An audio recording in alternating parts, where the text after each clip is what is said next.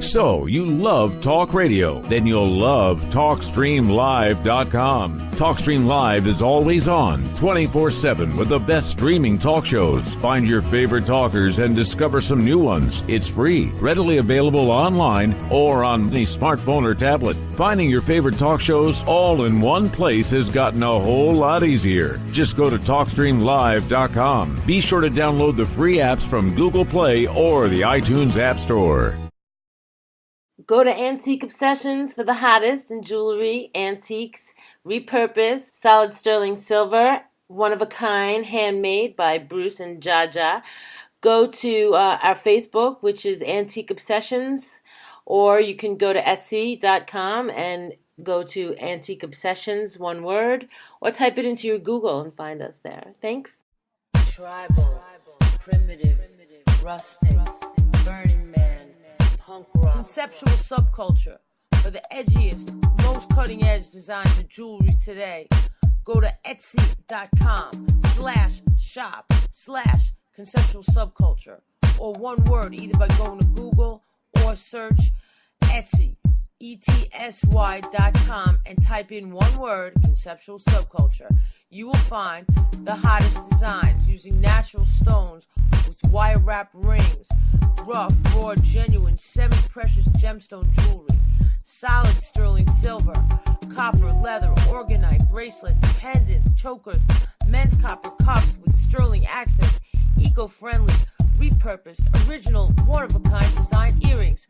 Support MBN by going to Conceptual Subculture on Etsy.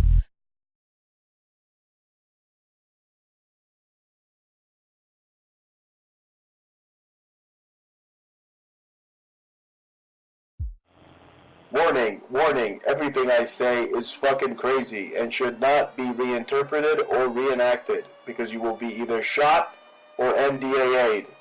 Warning.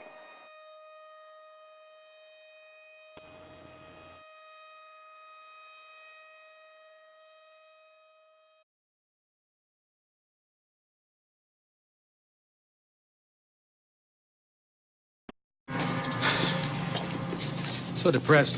I don't know what to do. Hey, go for it, man. It's easy for you to say you got the promotion. Look, it'll come, all right? Just don't worry about it. The feeling is definitely there. It's a new morning in America. Fresh, vital. The old cynicism is gone.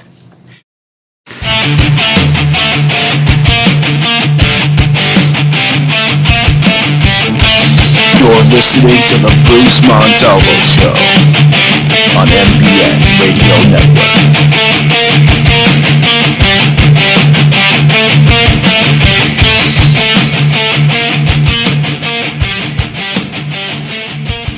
Hello, ladies and gentlemen. Welcome to the Bruce Montalvo Show, broadcasting live on Spreaker.com. It is September 9th, 2017. And is it the end of the world? I don't know. Maybe my good friend Jordan Maxwell could let me know. Jordan, are you there? Yes, I am. Actually, I am here. Good. I'm glad. Jordan, so many wacky things are going on. I mean, tornadoes, earthquakes, tsunamis, strange blue lights appearing in Mexico, and then seconds later, an 8.2 that just shakes Mexico to its core. Are the sons of God touching down on planet Earth? Well, I think that most of the really important stuff that's going on, including Fukushima and the earthquakes and all that, is just my opinion. But it wouldn't surprise me if this all man-made. Yes. And so it's to frighten the people, because Nikola Tesla, way back a long time ago, made New York vibrate with an earthquake, and he had to shut it down. His device, he had to shut it down because it would have wrecked the whole city of New York had he continued with it. But he was just showing that he could cause an earthquake anywhere, anytime he chose. And so he gave the demonstration, and New York had a tremendous earthquake. So so he had to shut it down quickly, or he would have really caused serious trouble.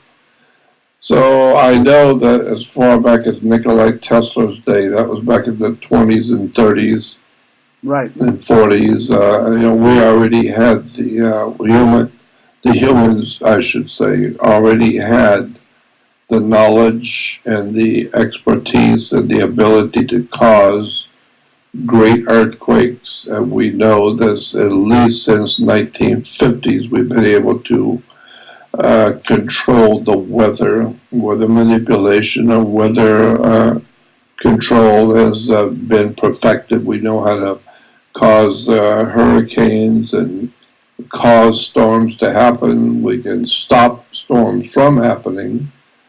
There's all kinds of technology that we know that we have. The Russians have, and we have, and God knows by now probably a lot of other countries have the ability to cause havoc and weather. And so I talked about this back in the 70s, about how weather is being manipulated, controlled.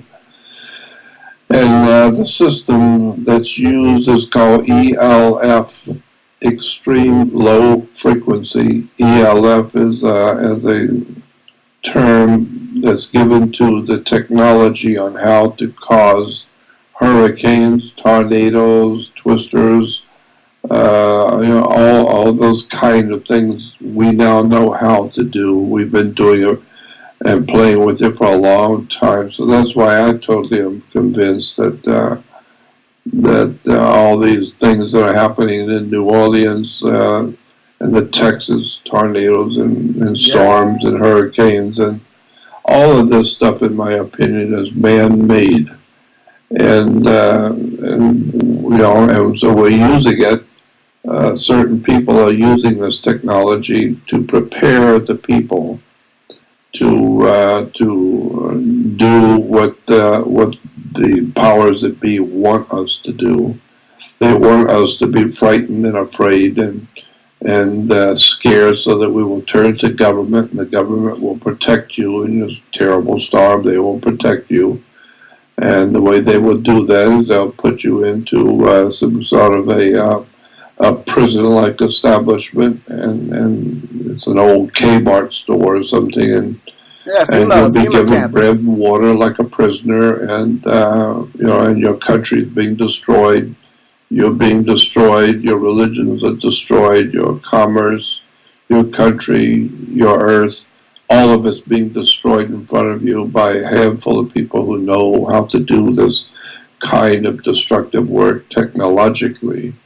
And so I'm sure most of this is all handmade and designed to do what it's doing, scare the peawads out of everybody. So that's what I think is happening. You're absolutely. I think it's all being orchestrated. Absolutely right, Jordan. It's the hidden hand at play here.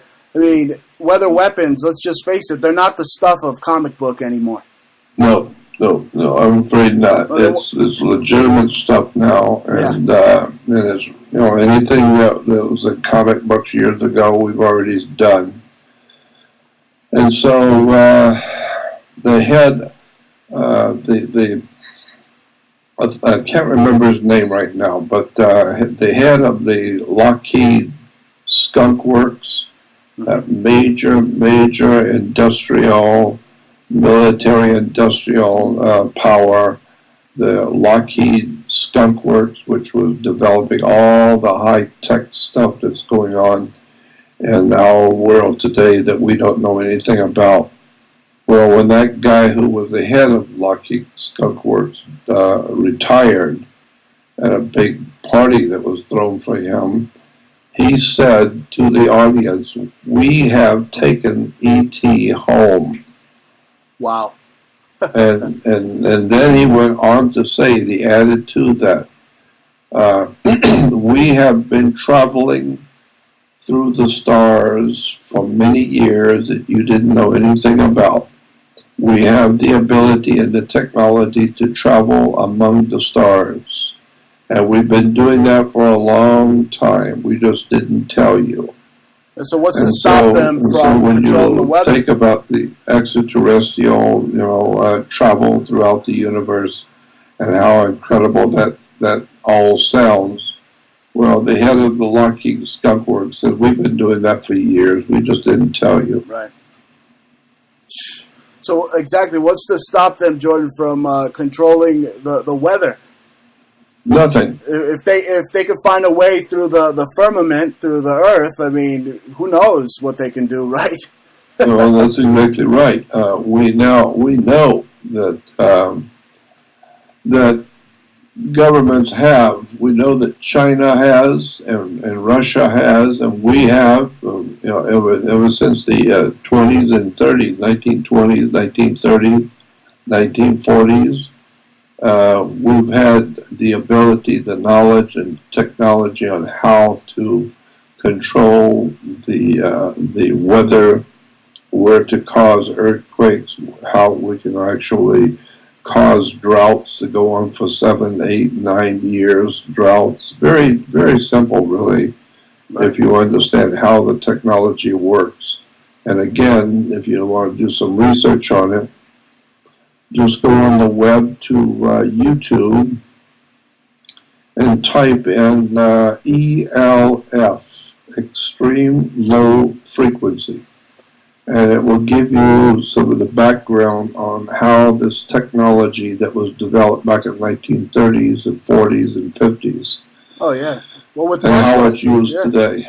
Like Tesla, that was the stuff he was coming up with. He was coming up with the Tesla technology, these weapons of mass destruction, literally. I mean, you have, by no coincidence, right there on the Bermuda Triangle, this microwave sonar weapon, the SBX-1. I was saying it's just a radar, but what a coincidence. It's just, situated right there, and it seems to be steering these 3 hurricanes, Jordan, that, believe it or not, I mean, I know you know Hollywood. You remember the Day After Tomorrow? Well, yep. they had 3 hurricanes in that movie too, and yep. They think we're stupid and we don't remember things. But if I go back to 2000, if we go back to 2010, September 16th, again the same time period we're in right now, only years later, you had Hurricane Carl, Igor, and Julia. Now you have these 3 hurricanes that all start with the same letter, and they're all in the same place. Yep. And, Hollywood's been telling us for years what they're doing and what they're going to do. And Dick Gregory said it best. He said, Hollywood does 3 things. They tell you what your masters have done already, what they're doing now, and what they're getting ready to do. Wow. And it's called Hollywood and motion pictures. But if you know how to read the symbols and you know what the inside game is, then they're just telling you what they're going to do. Exactly. It really is an extremely interesting story when you see how smart these people really are. It's sinister. It's sinister. I mean, it's so clear to me now. I mean, who is the biggest movie star since 1954?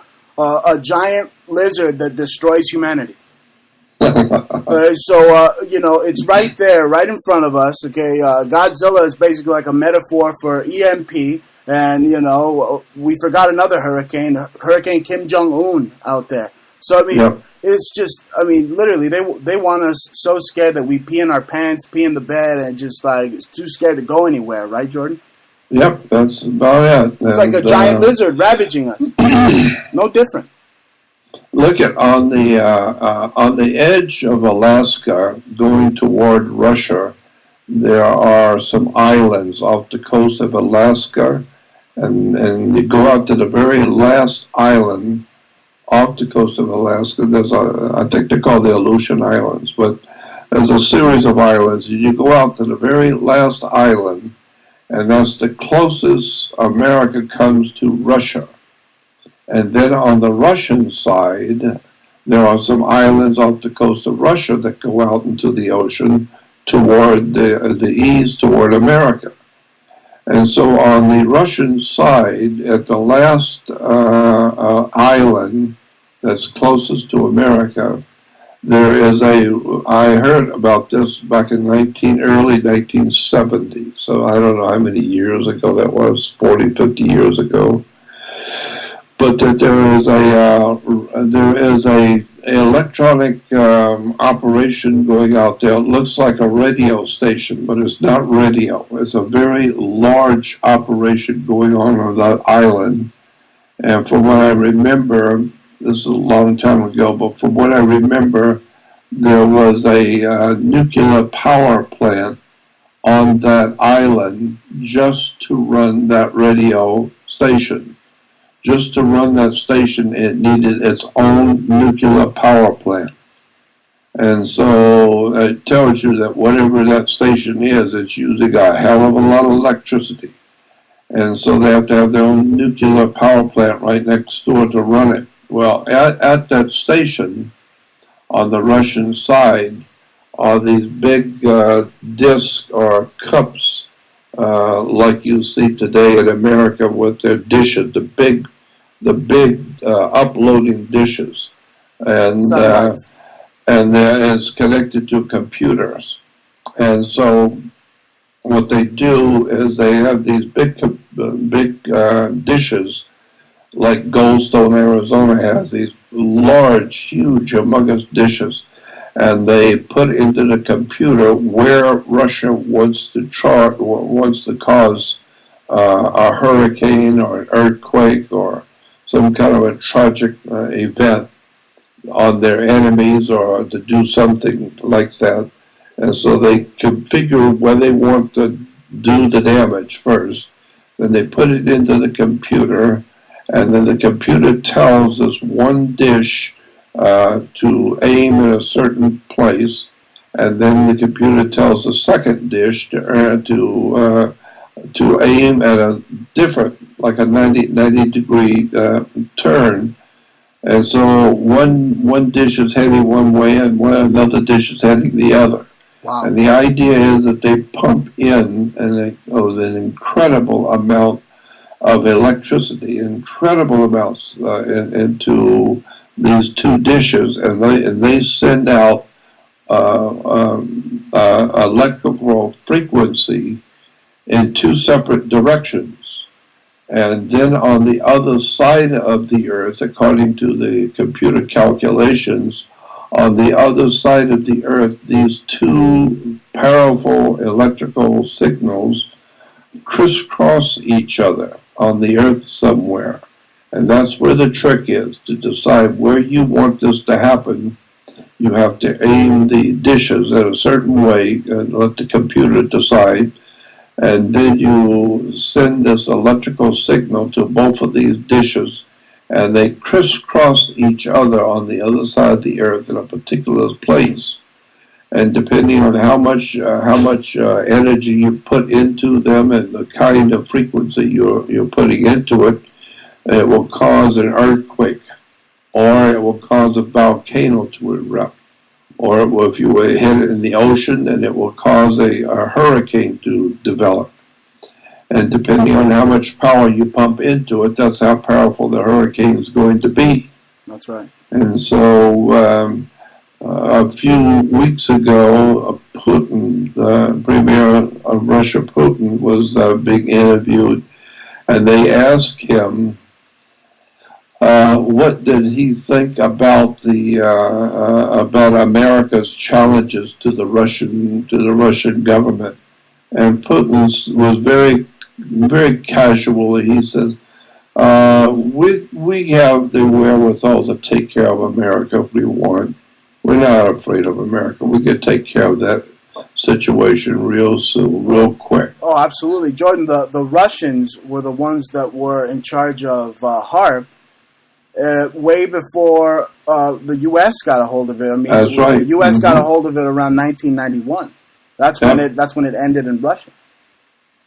Well, that's what I'm talking about. Pumping enormous amounts of power into the ionosphere, into the stratosphere, and into our atmosphere around the Earth, and causing great electrical storms or volcanoes or earthquakes in the ocean, for tsunamis.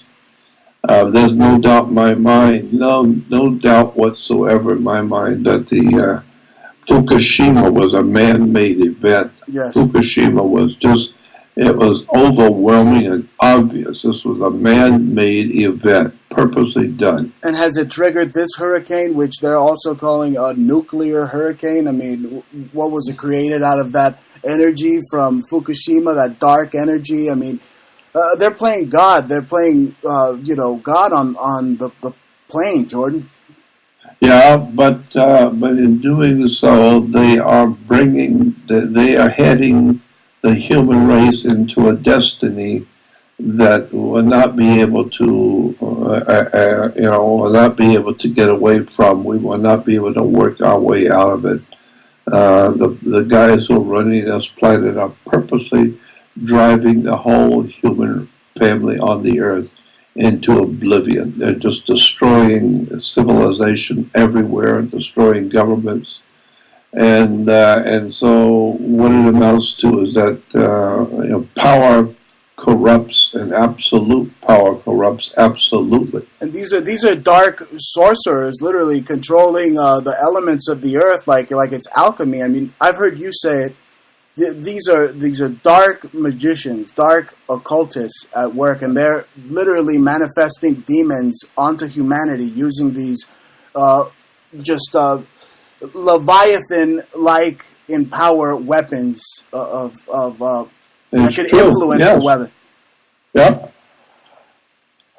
As a matter of fact, the one of the scientists that worked for CERN in Europe, that monstrosity that they have built in Europe. It's a Stargate.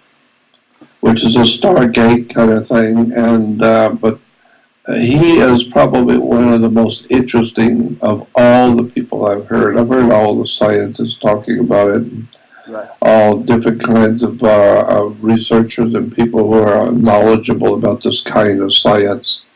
And they're all very interesting. But this one guy really caught my attention because he was explaining all of the spiritual implications of what's going on here with CERN and with the world at large today, where we are, where we're going. And basically, when you hear this government talking about weapons of mass destruction, what you don't know is that we're not talking about atomic bombs. That's not hydrogen, and atomic bombs are not mass destruction. They're not weapons of mass destruction. They are big, and they are very destructive, but it's not mass destruction. Mass destruction implies the whole damn Earth. Well, I don't care how big the atomic bomb is. It's not something that's going to cause mass destruction. And so, maybe a meteor or a comet the size of Texas, coming in and hitting the Earth. Or a hurricane the size of Ohio. Hitting Florida. That sweeps across the country, it sweeps across the world. Jordan, that's got to hit home with you a little bit. I mean, you grew up in Florida. You're from Florida. That's exactly right, boy. I went through 7 in my lifetime. I went through 7 major hurricanes. Wow. And when I was in my high school years, I hung around with a bunch of boys. We all, like any other kid, I had all my friends that we hung out together. And this group that I hung out with was really off the wall. And that's why I fit in so well with them. But one of our guys had a car. His father bought him a car, a big one. It was a big Pontiac. And so when the hurricanes were coming in, we would know about it. And I lived in Pensacola, right off the Gulf of Mexico. And so right off of the mainland, Pensacola and Florida, there's some huge islands and there's a big bridge going out to the first island, and that's called Gulf Breeze. And then the next island out is called the Casino, which is that opens out into the Gulf of Mexico. So in order for us in Pensacola to get to the Gulf of Mexico, you have to go through two bridges. You have to go over two bridges, go to the one main island, and then go on to keep going, and then you go to the second island, and now you're facing the Gulf of Mexico. Right. And so when the storms were coming in, we'd know about them a week or two before. And so when it started to getting really bad, finally the winds were starting to kick up and the waves are coming in now. The U.S. Navy, because it's the second largest naval air station in the world, in my hometown.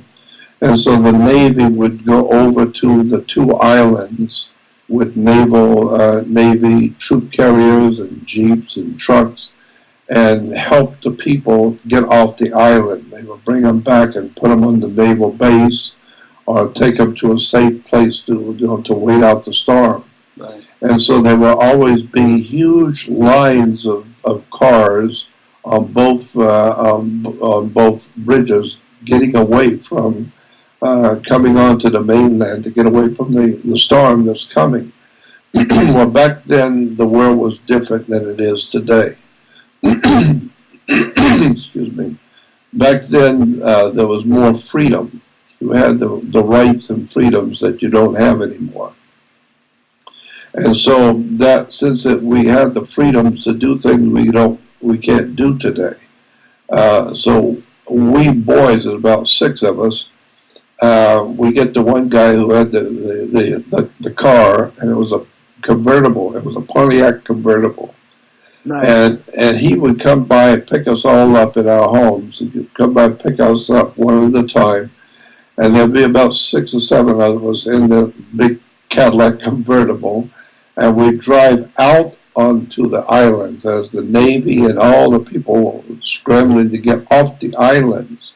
On one side of the bridge, it was just filled with people getting back to the mainland. On the other side of the bridge was crystal clear. There's nobody going out. Everybody's getting off. Excuse me. And so we would drive out to the islands, and everybody's trying to get off. Well, we're going out. And we'd have a case of beer, and we'd go out there, and then we'd go out to the second island, and then we had a huge fishing pier, and I do mean it was enormous. Went way out into the Gulf of Mexico, way out, couple 3 blocks. And we would go out there, the boys, myself and my friends, we would go out to the end of that pier, about 2.5, 3 blocks out, and, facing the incoming hurricane. Wow. And we would sit there and drink beer and shoot the breeze. And each time we do that, we're having fun, just the 6 boys.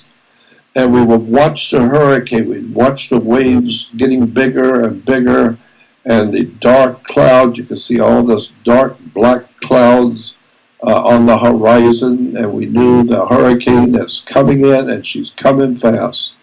And yet we would be sitting there drinking beer like a bunch of goofballs and enjoying the thrill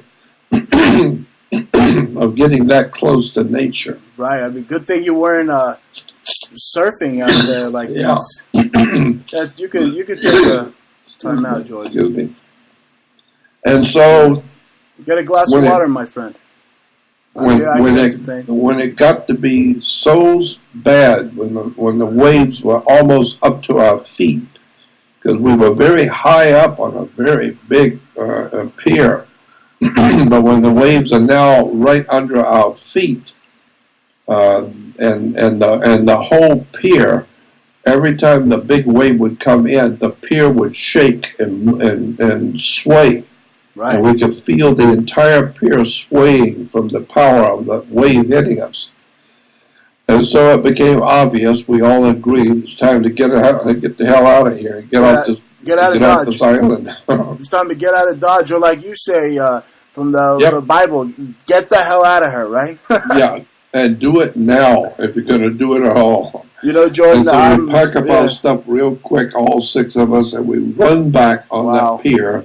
And every time the wave would hit it, we someone would trip and fall because it was like an earthquake to the pier. It just knocked your feet out from under you. The pier was so hit so hard.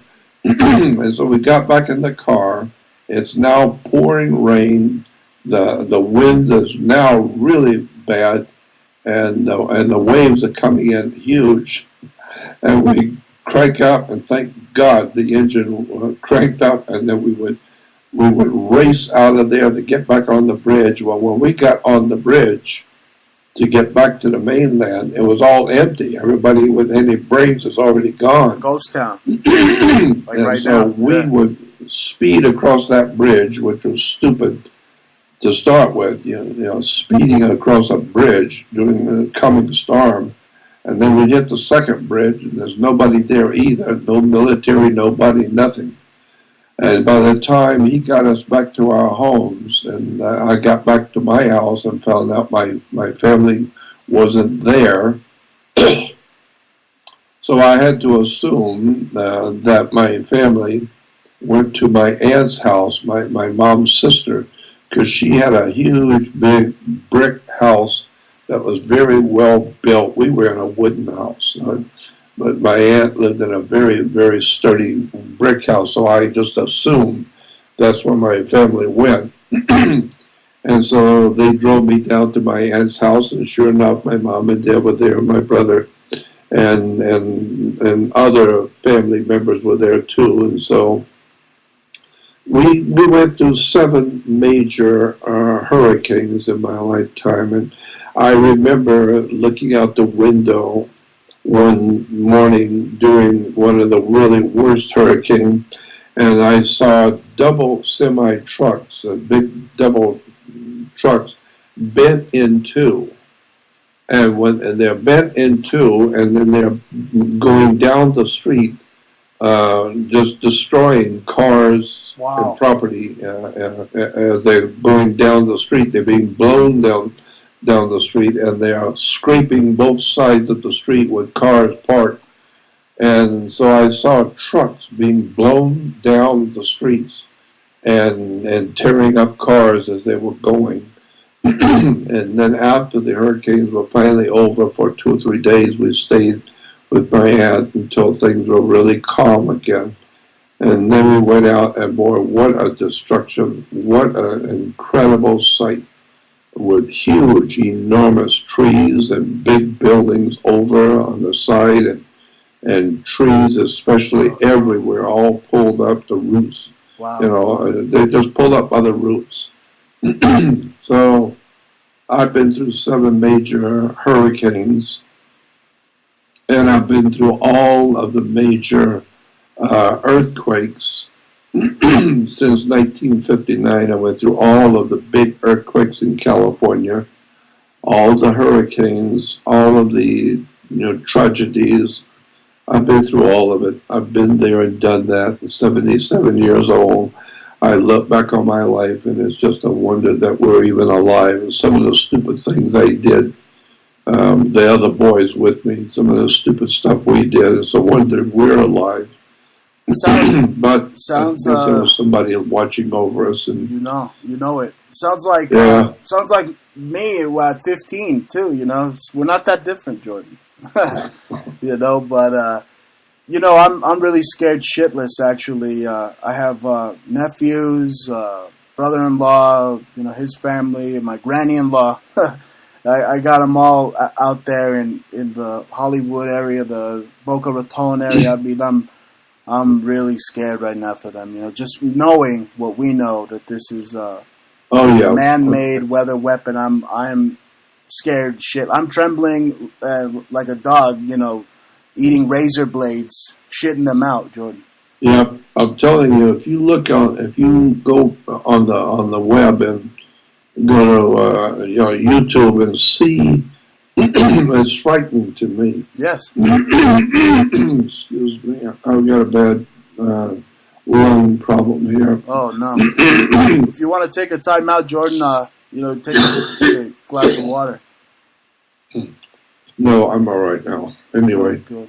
But if you see the long line as far as you can see, from an airplane. Yes. You can see out into the far distance at the curvature of the earth. You can see long lines of cars getting out of Florida, and there's just millions of cars, and they're all trying to get out of Florida. And the logic alone tells me each one of those cars have, families, children and kids and mom and dad. And those cars need fuel. Well, so do the people. They need to eat too. Yeah. And so all of those cars by the millions are lined up as far out in the horizon as you can see. And they're not moving very fast because there's a lot of stupid people who are just dragging their feet and not knowing what they're doing. So that the masses of millions of people have to wait until all the fruitcakes, goofballs, dimwits can get their ass out of the way so they can get off the island or off of the peninsula. I'm thinking those cars all need gas. And what are they going to do? They're just as far out as the eye can see as lines of cars. The gas is only, and each car is only going to last so long. And what are they going to do when they run out of gas? Right. What are they going to do when the children are hungry? That little tow truck that's on the side of the freeway can only gas up so many people at a time. That's right. It's not like they have hundreds of them out there. Yeah, you're absolutely right, Jordan. No, what a calamity. What a calamity. What a horrible, horrible, tragic calamity because you've got children that need to go to the bathroom, you've got adults that need to go to the bathroom. The elderly. Yeah, you got the elderly who are sick and old and dying, and they need doctors. And you got the children who are starving and hungry. But there's only so much gas in the car, and you're only going to go so far. And when the gas gives out, you're going to be stuck or you can't move. That means a million people behind you are not going to be able to move either because you can't move. Right. But you're not the only one. There's going to be thousands that run out of gas, and the millions behind you are not going to be able to go anywhere. And the storm is coming, and so I look at all of this and I just shake my head because I know this is a catastrophe that nobody seemed to realize could happen. But it's happening, and I think it's all man-made, and the people who are doing it couldn't care less about the children and the humans in cars. And even if you got into a car and got out, where are you going to go once you get out of Florida? Now what? Nobody else wants you. Nobody else is, you're not going to go to Mississippi. My God, they got enough problems of their own without having you come in. and Alabama, they got enough problems trying to stay alive in the hurricane, and they only have so much food and gas too.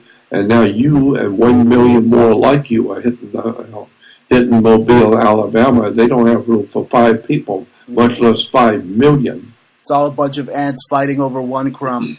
Yep. And so it's all very, very frightening. It's all very, very serious. And so I don't know what to say about it. Well, Jordan, are you familiar with the I Am America Earth Changes map?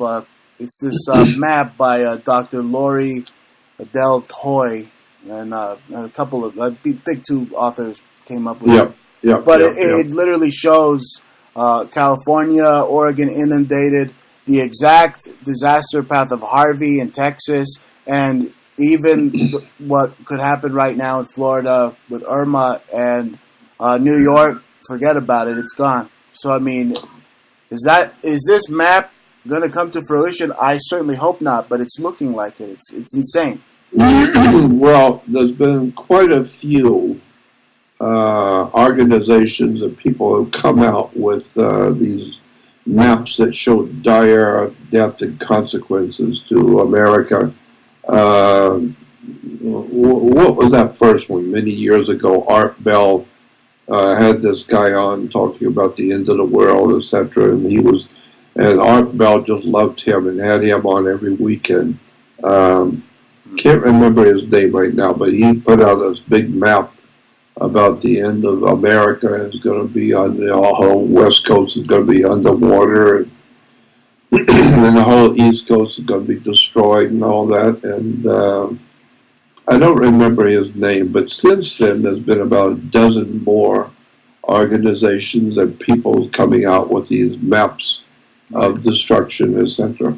Well, the Georgia Guidestones talked about leveling down civilization to only 500 million people on the earth. That's what's going on. Which means you got to get rid of about 7.5 billion people. You want to talk about destruction? There's one for you. 7.5 billion people dead. So who's going to bury all that? My God, Jordan! I mean, we're literally in like end times. I mean, Bangladesh is underwater right now. Houston underwater. Mexico, people are puffing bricks and dust, and they're submerged in just rubble. I mean, you got 3 hurricanes. Wow, what is happening? I mean, literally, I think we're going to ride this one out to the end, brother. We're going to see it. You see this one, to the end. Well, remember, we're not there yet, but we are coming into the age of Aquarius. That's right. And Aquarius is represented symbolically, has always been represented symbolically by a man with a pitcher of water. And he's pouring the water out onto the earth. And so it's a man with a pitcher of water. And he's referred to as the water bearer.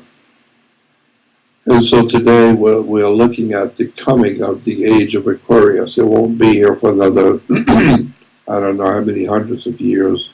But I think probably, I forgot my calculations, how many years. I think it's over 150, 200 years yet before Aquarius is officially here. But each one of those ages, the age of Pisces, the age of Aquarius, the age of Taurus, each one of those ages is 2,150 years long. And so the age of Taurus, which was the bull, this is why the Jews have the Jews have the symbolism of astrology, and all their religion is an astrological religion. And then after the age of Taurus, the bull, which we hear about in the Bible, about the golden calf. When Moses goes up into the mountain, he comes down and sees the Jewish people worshiping the golden calf. Or the Canaanite. Well, the golden calf is golden as the sun, and the calf is a bull. So it's the sun in the age of Taurus, the bull. Right. Then after Taurus, the next age coming in is Aries, the ram. So therefore, the Jews now no longer have a golden calf in their seminaries and in their synagogues. They no longer have a golden calf. Today, they still have a shofar, which is a ram's horn, that they're blowing a ram's horn, where the ram is, of course, Aries, the ram. And so they're blowing the ram's horn for the sun in the age of Aries. And then, what's the next one after Aries is Pisces. And so 2,000 years ago began the coming of the age of Pisces. But I think that Pisces did not officially begin until about 324, 325 AD. And if I'm correct with that calculation, that Pisces began in 325 AD. Then you have to count 2,150 years from 325 AD. Right. And I think that puts you at about another 150 years or more, maybe another 200 years yet. But we are the lion's share of that 2,150 years of Pisces, which started back in 325. Well, we are now at 2017. And so we have gone through the major part, and there's only a few more years left of Pisces. So therefore we are in the dawning of the age of Aquarius. The song did not say we're in Aquarius. It's the dawning of the age of Aquarius, meaning the sun is not in Aquarius, but it's coming up. It's getting ready to rise in the age of Aquarius. So it's the dawning of the age of Aquarius. It's not here yet, but it's real close. We've already gone through 2017 years of Pisces. And if the age is 2,150 years, if we got about 140 years more before we go into it, well, but we're only 140 years from the age of Aquarius, so you can see the water's coming now. Wow. The oceans are acting up, the rivers are acting up, and somebody, the gods themselves, are pouring out water on the earth. The age of Aquarius. And so I just see that all of this stuff is being man-made because the religions are man-made, and there's been an occult knowledge, a hidden knowledge of religion, the philosophies, science, and the occult or hidden world of spirituality that the human race has not been privy to know about. But there are certain people on this earth who know exactly what they're doing, exactly what they're going to do, and how many people are going to die, and how they're going to do it, how they're going to get rid of us with floods and tornadoes and earthquakes and Fukushima and God knows all the rest of this stuff that the highest intellects on the earth today are controlling our technology. And we know that we've gone out to the stars already. We know that we can create earthquakes and storms, etc. So I'm just kind of sitting watching what the guys who are in charge of this earth, what they're doing, and how they're going to kill us, and how they're going to destroy the human family in preparation for a coming new world order. And the new order that's coming in is not going to be anything human about it. That's where the subject of transhumanism comes into the picture now.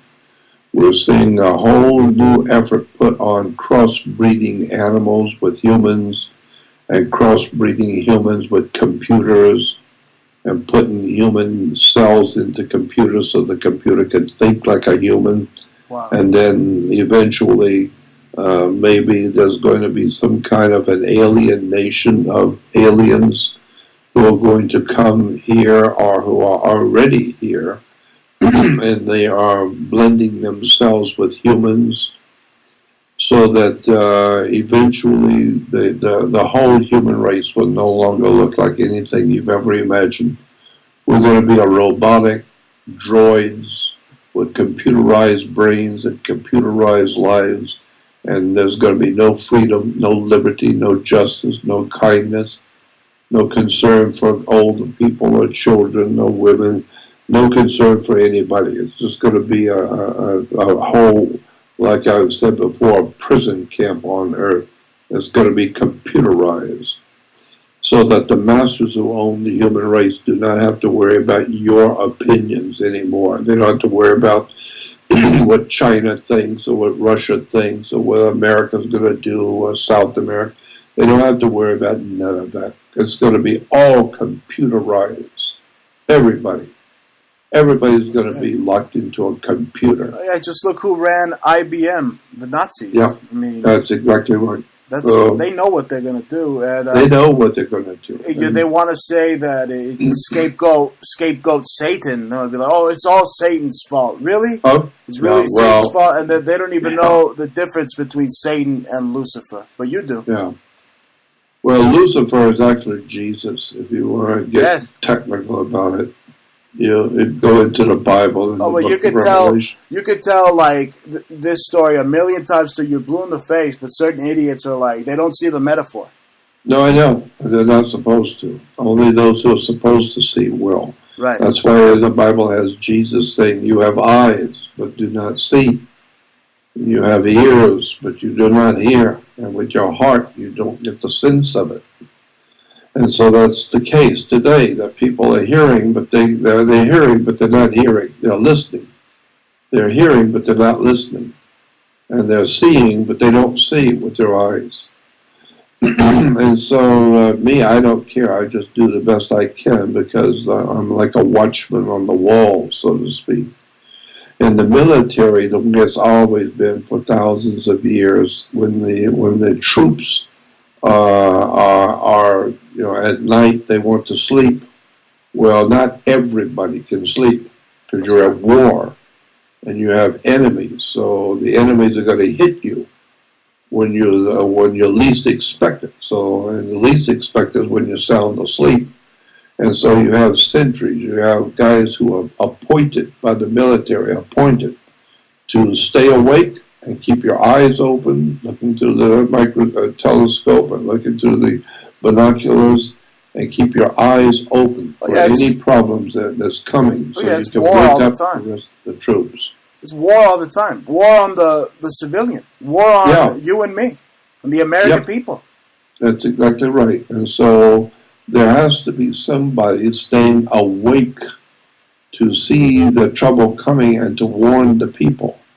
And so the Bible talks about the man on the wall. You're up on the wall watching whereas your fellow man and your country sleeps. But you stay awake to make sure if there's any problem, you can wake everybody up. Well, now I find out people don't want to be waking up. They don't want to wake up. They don't want you to wake them. They're tired of sleeping. They're exhausted. They don't want to be woke up. So if you slip into a guy's bedroom when he's sound asleep, and you slip in and flip on a 600-watt bulb next to his bed, he's not going to be very happy with you and not going to consider it to be a joke. Not going to be a joke at all. He's going to be really pissed at you because he was sound asleep and you flip on a 600-watt bulb next to him when he's sleeping. Well, that's what's happening. People that are trying to wake you up, and people don't want to wake up. They're sound asleep and they want to stay asleep. So I just do what I do the best I can to kind of wake people up. And if they're supposed to wake up, they will. And if they're not supposed to, they won't. So I don't care. I just do what I do. I mean, I'm not responsible to wake everybody up. I'm responsible to call out and call people to wake up. And it's a good thing you're not, because that's like putting a big old target crosshair right on your back, right? Yeah, well, not only that, but if you were charged with the responsibility to wake everybody up, it's like somebody charging you with the responsibility to empty the Atlantic Ocean with a cup. And so... you got 360 million people in America. And there's only one. There's only one me, and I'm doing the best I can to wake up 360 million people. And millions of people don't even know what I'm talking about, and the rest don't even care. Well, they could find out if you lead them to your research society, which I've become a part of. Why don't you tell them, Jordan, about your amazing research society and, the library, the vast library of knowledge that is in that society research? Well, yeah, if you go on my website, there's other websites out there with my name on it, so you have to know where my website is, because you're hearing it from me with my voice. With my voice, I'm telling you what my website is. It's Jordan Maxwell Show. Jordan Maxwell Show is my own website. It's a podcast website. Now, there are other websites that I own, but they're on the Jordan Maxwell Show website. One of them is jordanmaxwellvideos.com. And but you'll find that on my Jordan Maxwell Show website. And so you can order my videos on jordanmaxwellvideos.com. But also on my Jordan Maxwell Show original website is a research society. And if you go on Jordan Maxwell Show, you will see pop up right in front of you a little flyer that says, join the Jordan Maxwell Research Society website. And all that is just another website in which I'm uploading every day all kinds of information on audio, videos, free ebooks, research papers, research documents, words to research. All of my research work for over the years on all kinds of subjects is on that research website, and you can join it for a $30 donation to the website. All right there, and there's a lot on there, but boy, there's a lot more coming. I have like a full terabyte, which is 1,000 gigs of more information that needs to go up on my research website, but my webmaster is only human and can only do so much per day. So there's a lot of new stuff on my website, Jordan Maxwell Research Society website, but there's a lot more coming.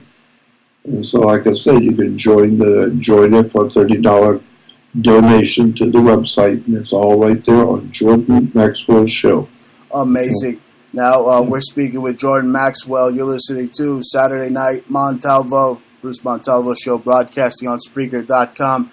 Joined by Jordan Maxwell, legendary esoteric researcher and scholar. Now, Jordan, before we sign off, just want to get your thoughts on this, on the Da Vinci Code. I know you've spoken about it before, but why don't you tell us about it now?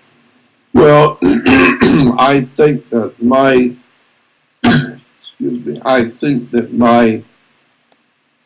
video I did many, many years ago, back in 1990 or 91, I think, something like that.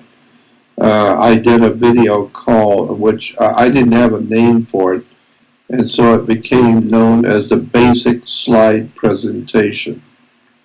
I didn't have a name for it. I just did a presentation in Pasadena, and there was a lady there who had a video camera.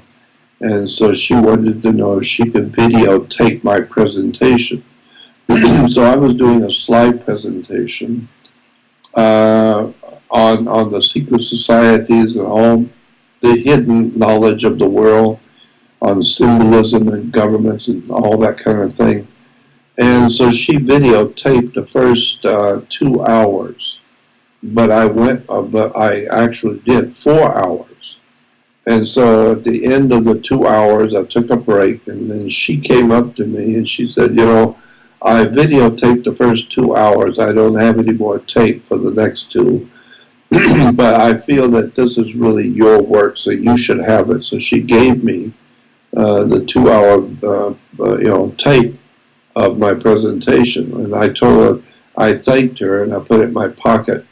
But I wasn't interested in that tape, because I'm the one that gave the presentation, and I'm not interested to sit and watch me do my presentation again. I'm not interested in it. I'm the one that did it to start with. Been there, done that. Been there and done that. And so after a while, before I was getting ready to leave, after the second hour, and then question and answers, and then hanging around chit-chatting with everybody, but when I was leaving, I quietly took that tape and dropped it in the trash. And my friend there was a friend of mine that was there, and he saw me drop it in the trash. I didn't know he saw me, but he did. And so he came over when I was there and picked it up out of the trash, and he took it home, and he started making copies of it and sending it out to his friends all around the world and sending it out to TV stations, etc. That's nice. And that video became a major video back in the early 90s. It's called The Basic Slide Presentation. And it's a 2-hour video that was done on me, and I threw it in the trash, and he picked it up and started selling it and reproducing it. And then other people, when they would buy a copy of the tape, they would make copies and they would sell it. And so I then began, later on, about 6 months to a year later, I began getting emails and letters from people from all over the world wanting more copies of my video. And I thought to myself, what video? And then I found out in Africa, all over Africa, that they were selling that video, reproducing it and selling it all over Europe. And I found out all over Malaysia and in Asia and China they were selling my video. And it just went major all over the world. Mega People viral. were buying copies of it. The thing that I threw in the trash, they were selling millions of copies around the world. And so that got me kind of started on the idea that, wow, I mean, people are interested in this subject that much. Maybe I should do more. And so that's what I started doing. And I started doing videos and lectures, and eventually I got invited to speak at big conferences all around the world.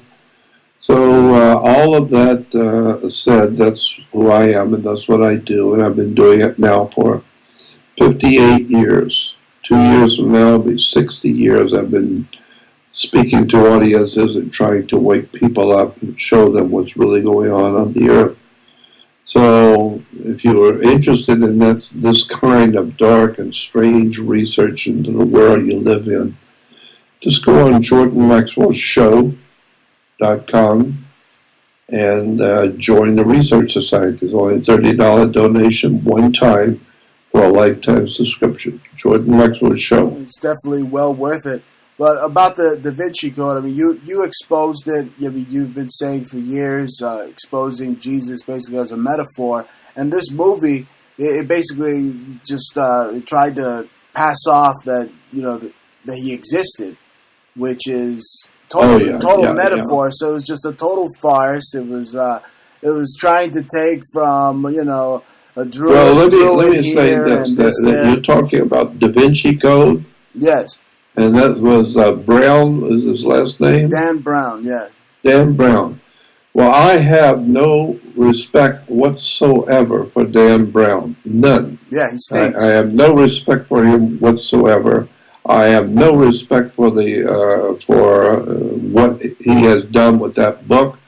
As far as I'm concerned, that book is a plagiarized piece of crap. It's plagiarized. And he stole it. And nothing new in that story.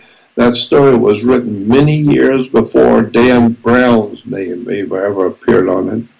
The people who actually came up with that story was 1,000 times more intelligent than him. 1,000 times more brilliant and intellectually superior to Dan Brown, anything Dan Brown produced. And I don't think for a moment, I'm not deceived, I don't think for a moment Dan Brown wrote anything. I think Dan Brown is part of a secret society that they picked to promote him, just like they picked, different people to write certain books that they never wrote at all. Oh yeah, they gave him the script. They gave him the script and told him just, wear a nice suit and a tie and comb your hair, and we'll make you look like a big star, and we're going to make the movie. You're not going to, because you don't have brains enough to. But we'll make the movie, and then we'll say you wrote the book. So if anybody jumps on us for being plagiarizing, they'll jump on you. We'll put your name on it. The Pope's people gave Dan Brown the script. They gotta kiss the Pope's ring and bow down to that mafia over there at the Vatican, right? Yep, and so Dan Brown is nothing more than just a plagiarizing, goofball, and I got no respect for people like that at all. Right. If you want to read the real story upon which Dan Brown's book, The Da Vinci Code, if you want to read the real story, if you can handle it, we have to go back to 1980. The book was called Holy Blood, Holy Grail, by three guys named Bagehot, Lee, and Lincoln. There are three guys in London, England, who worked for the BBC television, and they were writers and producers of television shows. And the last names for the three guys was Bagehot, Michael Bagehot, Henry Lee, and Henry Lincoln. So it's Bagehot, Lee, and Lincoln. And they were three producers in England who produces a television show like 60 Minutes. And they picked on a subject about Jesus and whether he was here or not, and what the ancient secret societies had to say about Jesus. And their book was called Holy Blood, Holy Grail. So if you want the real story, that's a magnificent book. And they've written about 10 other books after that. So, I mean, it's a major story that Bagehot, Lee, and Lincoln have put together, about 10 different books on that subject over the years. And so Dan Brown, who's nothing but a phony, a dimwit phony who would allow his name to be put on something which is so overwhelmingly obvious, stolen from Bagehot, Lee, and Lincoln. If that even is his name, I mean, it sounds kind of like a pen name. That's probably true. It's probably, there is no Dan Brown. They got pay some actor, put a shirt and tie on him and comb his hair and send him out there, and he'll be Dan Brown. Just another and monkey. Sign all the autographs, and then the people will think, oh, he's such a genius, never realizing he was just some dimwit they picked up in the street and pay him a couple $100 to go out and call it and tell everybody he's Dan Brown who wrote Da Vinci Code. Well, Jordan, Dan Brown is ridiculous. Dan Brown is no different than the monkey that has to perform the acts on the side of like Madison Square Garden. The guy with the monkey. Yep. or the silly big bird out there at the football game dancing around the field. That's all Dan Brown is, just a big bird dancing around to draw the attention to this silly-ass movie, Da Vinci Code.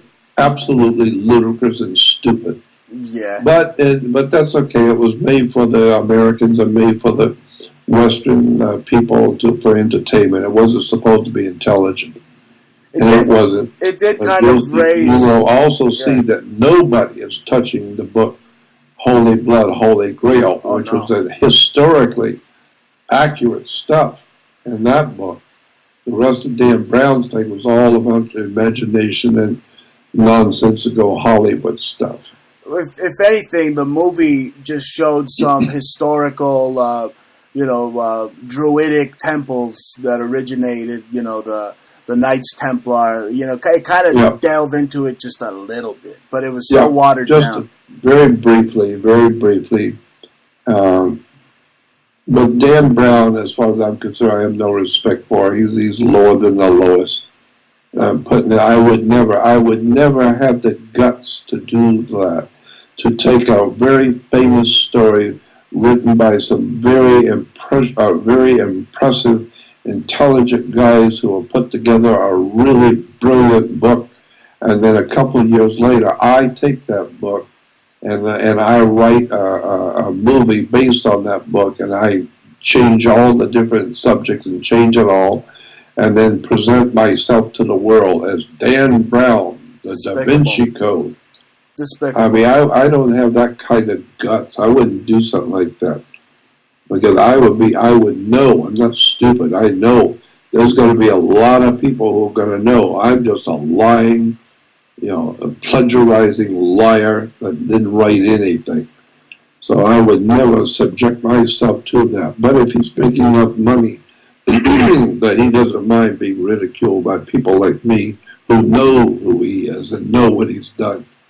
But he doesn't care. He's happy all the way to the bank. He made a lot of money off of using somebody else's intellectual work. Absolutely so right. I don't have any respect for him or that movie. Period. That's what I wanted to hear you say. Yeah. Anyway, Jordan, it's we're winding down. It's been great having you on. You're one of the best guests, most consistent guest on the Bruce Montalvo show, and it is a pleasure having you on. I look forward to having you on again and again and again. Always, I'm always here. It's up to you to tell me, because I'm always here. But I'm not going to be here forever. I'm 77, so I'm not expecting to be here for a long time yet. So whenever you want to do a show, just let me know. I'm Jordan, always here. Let me tell you something. You need to take this tea, this Chinese tea, this Denchin tea. It's a good tea. It's good for the heart. Anyway, yeah, although that's this is my wife, Hi, Jaja. Jordan. Big fan of yours. Hi there. Did I hear a feminine voice? Yes, that's me, Jaja. How are you? Okay. I love you. I thought so. I listen to everything you say. Yeah. Bruce did say something about the Denchin. It's a Chinese tea. I can send you the name of it and where to get it. It's very good for your heart and lungs and. Well, that's good. We also do that on the email to me. Incidentally, have you ever wondered why the human heart is on the left side in your chest? Why is it on the left side of your body? I heard that once. I've heard it once before, but go ahead. Well, what is left? What is the word left in Latin? Sinister. Is that interesting? Yeah. Sinister. Wow. What does that imply? If something is sinister? I know that because I'm a part of Jordan Maxwell's Research Society, folks. Yeah, well, anything which is sinister implies, in the English language, sinister means evil. And so we have two kinds of government. We have a left wing and right wing. Well, the left wing, then it's sinister. Well, my God, the Democratic Party couldn't be more sinister if they tried.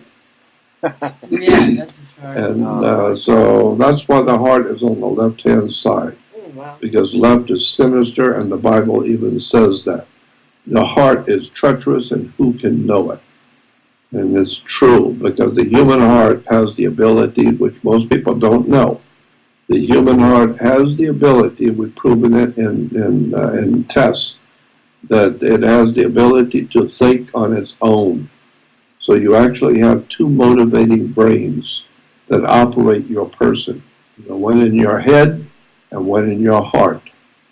Most people do not know that the heart has the ability to think and make decisions for itself, which are totally against what the brain has decided what it wants. Yeah, no, that's true. The heart can overrule that. Yeah, I believe that also. That's how I met Bruce. My head was telling me don't go there, but my heart kept saying yes. It's all funny. Well, that's what we say. That's why we call it falling in love. Well, it's all in the stars, Jordan. She's a Gemini. You were doing just fine until you fell. We said, boy, he fell for it. Or she fell for that story, or he fell for this, or he fell for that. That's where we get the idea that certain people are called fellows. And this is a nice fellow, or he's good fellow. Fellow comes from the word feller, someone who causes you to trip and fall.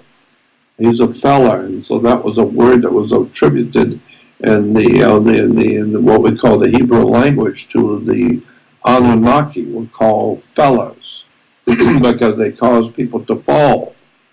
Wow. Well, speaking and so, they're not good fellers, they're just fellers. Right. And so, anyway, it's a very interesting world we live in, and there's a very dark, dark stuff going on all around us. Words are very important. That's why I started a business with my wife, Jordan, because we were a business. But go on, Steve. But I want. Well, yeah, because every man, woman, and child in America, especially every man, woman, and child actually it's in Western civilization, all English-speaking Judeo-Christian countries of the world. Every man, woman, and child is a company. It's a corporation. So your body is a corporation. And so, therefore, if you are a corporation, then you are a company. And that's why when I see you come out of a restaurant one morning with a particular guy or a particular girl, and I say to you, that girl you were with last night, she's bad company. And you say to me, mind your own business. And we're getting married, she's going to be my partner. So I'm saying, wait a minute, partner? Business, company. It sounds like commerce. Sounds like business to me. Happily, what you're doing is none of my business. And who I sleep with is none of your business. Right. And so, but it's a business. It's just a company. It's a business. And so when you get married, it's just a business. Thank God it's none of my business, but it is a business, so that's why you have to have a license. It's a business license. Anyway, And Jordan, give me a second. If your business does not work out, you're not going to God, you're going to court. So bring your house, your children, your car, and your money, because it's just a business. That's right. Jordan, my wife's got something to say. John just wants to say something to you. I wanted to ask you about this Florida thing, and it looks like there's a lot of Jews that live in Florida, and a lot of black people. Oh, yeah. Yeah, I mean, are the people that are steering, and I believe that they're steering the storm, I mean, are they trying to hurt the Jewish people again, do you think? No, I think that it's true, though, that South Florida is pretty much Jewish. And even the comedians, even though the Jewish comedians laugh about, all the Jews, retiring Jews, they go to South Florida. Yeah. And the reason why is because South Florida is a beautiful place. It has the potential to be a beautiful place, and it's all beaches and beautiful sunshine and beaches everywhere. And so that's why if you're in New York and or Chicago and you made a lot of money when you retire, go down and lay on the beach in Florida. Yeah. And watch the ships go into the Bermuda Triangle. Yeah. But I don't think that anybody is particularly aiming this at Jews now. I think they're aiming it at the whole human race, because whoever these people are who are running the planet, they're not human. They're not subhuman. They're above human. But they're going to ruin the plot. I mean, I don't understand the monetary gain in it. Nobody's going to want to rebuild if they destroy it. You see, it's like they could say, they're going to mess the infrastructure up and then rebuild it. And people are not going to want to live there if they really demolish it. Well, not only that, we don't have enough money to buy groceries. How are we going to rebuild Florida and rebuild the East Coast? That's so true, Jordan. I mean, there's people right now fighting over the last Hungry Man TV dinner right now to the death. That's right. And so, but America is broke. Our industry is gone. Our infrastructure is falling apart. People are losing their homes. They're losing their jobs. They're losing their country, and the only thing left now to lose is your mind. So people are now losing their mind and killing each other. And every day you pick up the paper and see somebody's got somebody went in a restaurant and killed 14 people, and they got a $200 fine and let them go and go back out and kill some more people. The whole world is lying, like the Bible says. The whole world is lying in the power of the wicked one. Translating that to mean the entire human race is in the power of some dark, evil, demonic depravity. People at the very top who don't give a damn about the human race or your life or anything else. They're not human. So I gather you don't believe in karma, right? Yeah. Yeah, well, I think there is something to karma. I hope there is, because there's a lot of people that need to have their comeuppance. But I don't have any control over the world I live in. I just know about it. I understand it, but I don't have any control. Is there any place to look at to think? I mean, Bruce brought up the I Am America map, but is there any other place to like consider where not to live? You know, because these disaster zones are going to ruin people. Well, first of all, it's the Earth. The Earth itself is now in its last days, so it really doesn't seem to me to be, where can we go? Where can we go to be safe? South America is, beautiful and gorgeous, and there's, a lot of beautiful places to live in Brazil and South America. But on the other hand, Brazil and all of South America are falling apart with hurricanes and volcanoes and Marxist, communist scum, communist revolutions, Nazi revolutions. I lived in Brazil for 2 years. It's not great. I mean, it's really not. Yeah. Well, that's what I'm saying. So I don't think that there is any place on Earth left now that would be good for people to go to. Because wherever, if there were, but there isn't, but if there was places if there were places on the Earth that would be wonderful to go to, the people who are already there don't want you there. They're not interested in having you come there. That's right. That's right. So I don't know. I think now the human race has come to a place where they are blocked in now. They're being blocked into where two corners come together, two walls come together, and you're being walled in. And you painted yourself into a corner, and there's no place to run now. Wow. There's no place to run and no place to hide. And so now we're going to face the ultimate tragedy of seeing that the people who are running this planet are not human. And I think that they are probably extraterrestrial, and what they have in mind for us, you don't want to know. You know, Jordan, they say that, it's so bad that Trump sold out to the Democrats. I think Trump sold out to aliens. Well, I think he had to. Yeah. Because if there are aliens here, you don't have a choice. It's just insanity with tsunamis, hurricanes, earthquakes, UFO sightings. You just be Nazis now taking their cars for a spin for all we know, but that's what it is. And it's like the end of the world. It really is. Well, I've been saying that for a long time. You're not just Henny Penny. Now we're living through it. But I hope that you're here next week. And you know what? If we wake up tomorrow in the morning, it'll be a good thing because we won't be dead, right? Yeah. Well, that's true. And then, of course, you'll wish you were. But oh, no. I always tell people, people tell me all the time, they will say, well, people are waking up now. All over the world, people are waking up.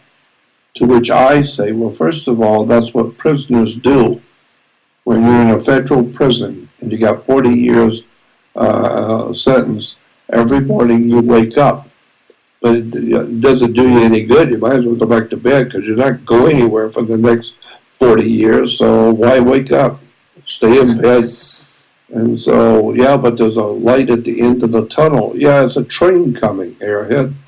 And so my feeling is that, we're coming to a place now where we're finally going to awaken to the fact that there's no place to run, and you've screwed up big time in your life, and you haven't prepared for what's coming, and you have no idea, and you didn't want to know, you didn't want to listen, and now you're going to be faced with the harsh reality that there is no God, there is nobody coming back to save you, there's nothing coming back to help or save you or protect you.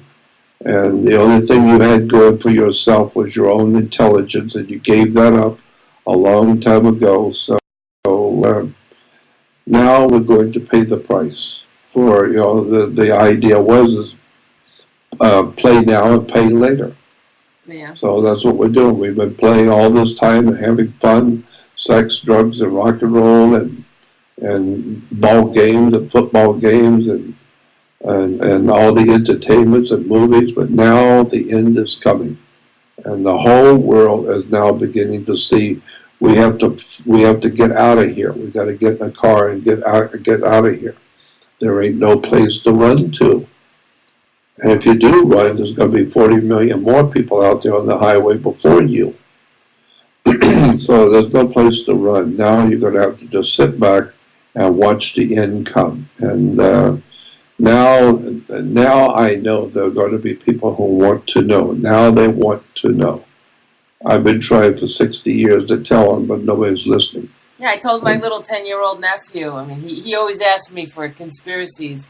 And last week he asked me for some. And this week I said, hey, did you hear about the weather weapons? And then he didn't. And he's been watching them in Florida, scared out of his little butt. He's got a tornado in his backyard and a hurricane. A horror cane about to, oh my God.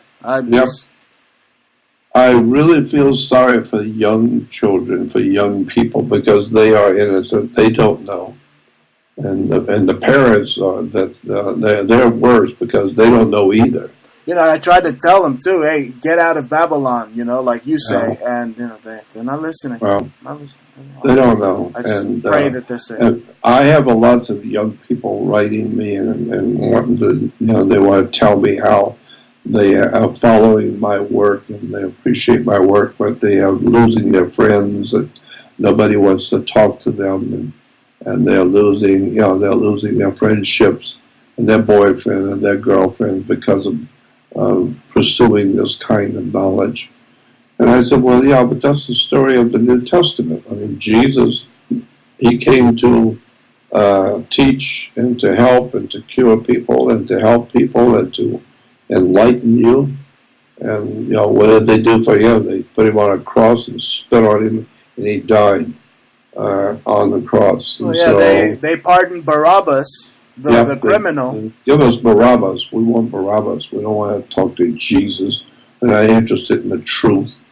Can't handle the truth. And you know what bothers me, Jordan? This age-old lie that it's, the Jews killed Jesus. The Jews killed Jesus. All these idiot Catholics that spew it. When in reality, last time I checked, Jack, it was a bunch of Romans that beat him like within an inch of his life, supposedly in the story, and gambled his ropes. If you're going to go by the story, It wasn't the Jews at all. It was a Roman because, according to history, the Jews did not have the right to put anyone to death because that time of history, 2,000 years ago, in the Middle East was under Roman rule. And under Roman rule, Rome could put you to death, not Jews. The same thing today. We have something called capital punishment, but that doesn't mean you can enact capital punishment. Nobody said you can do it. Get down. Government can do it, but not you. And so the black group gets together, and we, this country has capital punishment, so the blacks will get together and kill somebody. No, that's not the way it works. You don't have the right to capital punishment. The government does. Well, the government was Rome. Rome can put you to death, not the Jews. I mean, you can suggest to Rome that they ought to put somebody to death. Well, hell, we got in America today, everybody's suggesting somebody should be killed all day long. That's what they do. It's funny, nobody has the right to do it, but government. Isn't it funny that Washington, D.C. was called Rome, Maryland at one point? That's right. Sure was. Wow. And my family, one of my family, I don't know if I ever told you this about my family, one of my ancestors signed the Declaration of Independence. His name was on the Declaration of Independence. Wow. From my family. And my mother used to tell me that my family was the Carroll family, and she would spell it always, Carroll. And she said the Carroll family were from Maryland, and they were Washington, D.C. property, And so I was from, my family is a Carroll family from Washington, D.C. And you would think with all the connections that you had, and all the respectable reputation that you had come to the earth with, the people in Hollywood would have given you credit for so much of what you've said and researched, They base it all on him. I always say the bank has to give me credit because Hollywood has to give me credit because the bank won't. I mean, I empathize with you because I have to tell you, I'm a visual artist. I went to federal court myself for copyright infringement. I took somebody to court. He stole 300 of my photographs, and he got famous. I had my photographs are in the Whitney Museum and the Museum of Modern Art. But still, because I'm a woman, they decided, and I'm Jewish, they decided to give it to a insider, a guy. He remade everything, and he just made himself look all dapper and walks around smiling. And the court was, I had a lawyer, but he only did so good. And then I went to the appellate court. I learned law myself, and I did get something overturned. I learned it with a vehement passion, for 2 years. And I fought. I stood up in front of 3 appellate judges. But still, I'm not a lawyer. They don't want to give it to again, a female who's fighting for her rights against Levi Strauss and this other artist. Yeah, talk about real feminism. They were insiders. Yeah. They were insiders. And that's of course. I mean, you have no idea what's happened to me. I had somebody come in to be my webmaster, and I gave him the codes to my website, the username and the password, and shortly after I gave him the username and password, I discovered that my website does not belong to me anymore. It belongs to my webmaster. And then I discovered that the email list of 27,000 people no longer belongs to me, and so all of my personal emails for the last 7 years have gone to the webmaster. He rerouted my web emails to himself. So for 7 years, he's been reading all my personal emails coming to me that I don't get. Yeah, but that's an FBI matter. I mean, that you should have complained to the FBI because this is a federal. Well, yeah, it's called mail fraud and wire fraud and banking fraud. Wow. And then he also redirected my PayPal account and the bank account on the website I had. He redirected that to his personal bank account, and so now then he took all of my videos, all my books and videos, and sent them to Washington D.C. For copyright. So now he owns the copyright to all of my videos and books that I produced over the years. They all belong to him. But that's not true. Where does this guy live so I could break his thumb? No, but that's not true. You can copyright it also, and then you could sue him because you wrote it first, and he can't prove that he wrote it first. And the copyright starts with the minute you put the pen to the paper, and you could argue about dates, but then you can own the derivatives of what he did. You can look at it. I know that. It's just complicated. But when we went to court, my attorneys finally. We now know because the federal court ordered PayPal to tell the court how much this asshole has made off of embezzling my money and embezzling my company. And just from 2010, January 2010 till 2014, in that 4-year period, he made $438,000. Just on PayPal alone, which does not include, cash checks and money orders. But just on PayPal for that 4 years is almost $500,000. And so he's making like $140,000 a year just on PayPal. And then from 2014 to 17, this guy needs the FBI another down 3 years. I don't know how much he's made. So. But so now it finally came to a conclusion, and we finally got a conclusion. And the conclusion to my case of 7 years of embezzling, stealing everything I own, stealing my products, my name, my website, and everything else. It was settled in court. My attorneys did it. They settled it, and this is the settlement. All I have to do is pay the embezzlers $60,000 in cash, and they will give me back my website and my email. They'll give me back my products and everything, and they're through with me. But I got to give them $60,000 more, and so nobody said anything about the felony of stealing money and financial elder abuse in California. Ripping off a 71-year-old man, taking everything he owns and leaving him for dead. Nobody gives a damn about that. Nobody cares anything about it. But just give them another $60,000 in cash, and then they will leave you. They'll leave you alone. That's crazy. No way.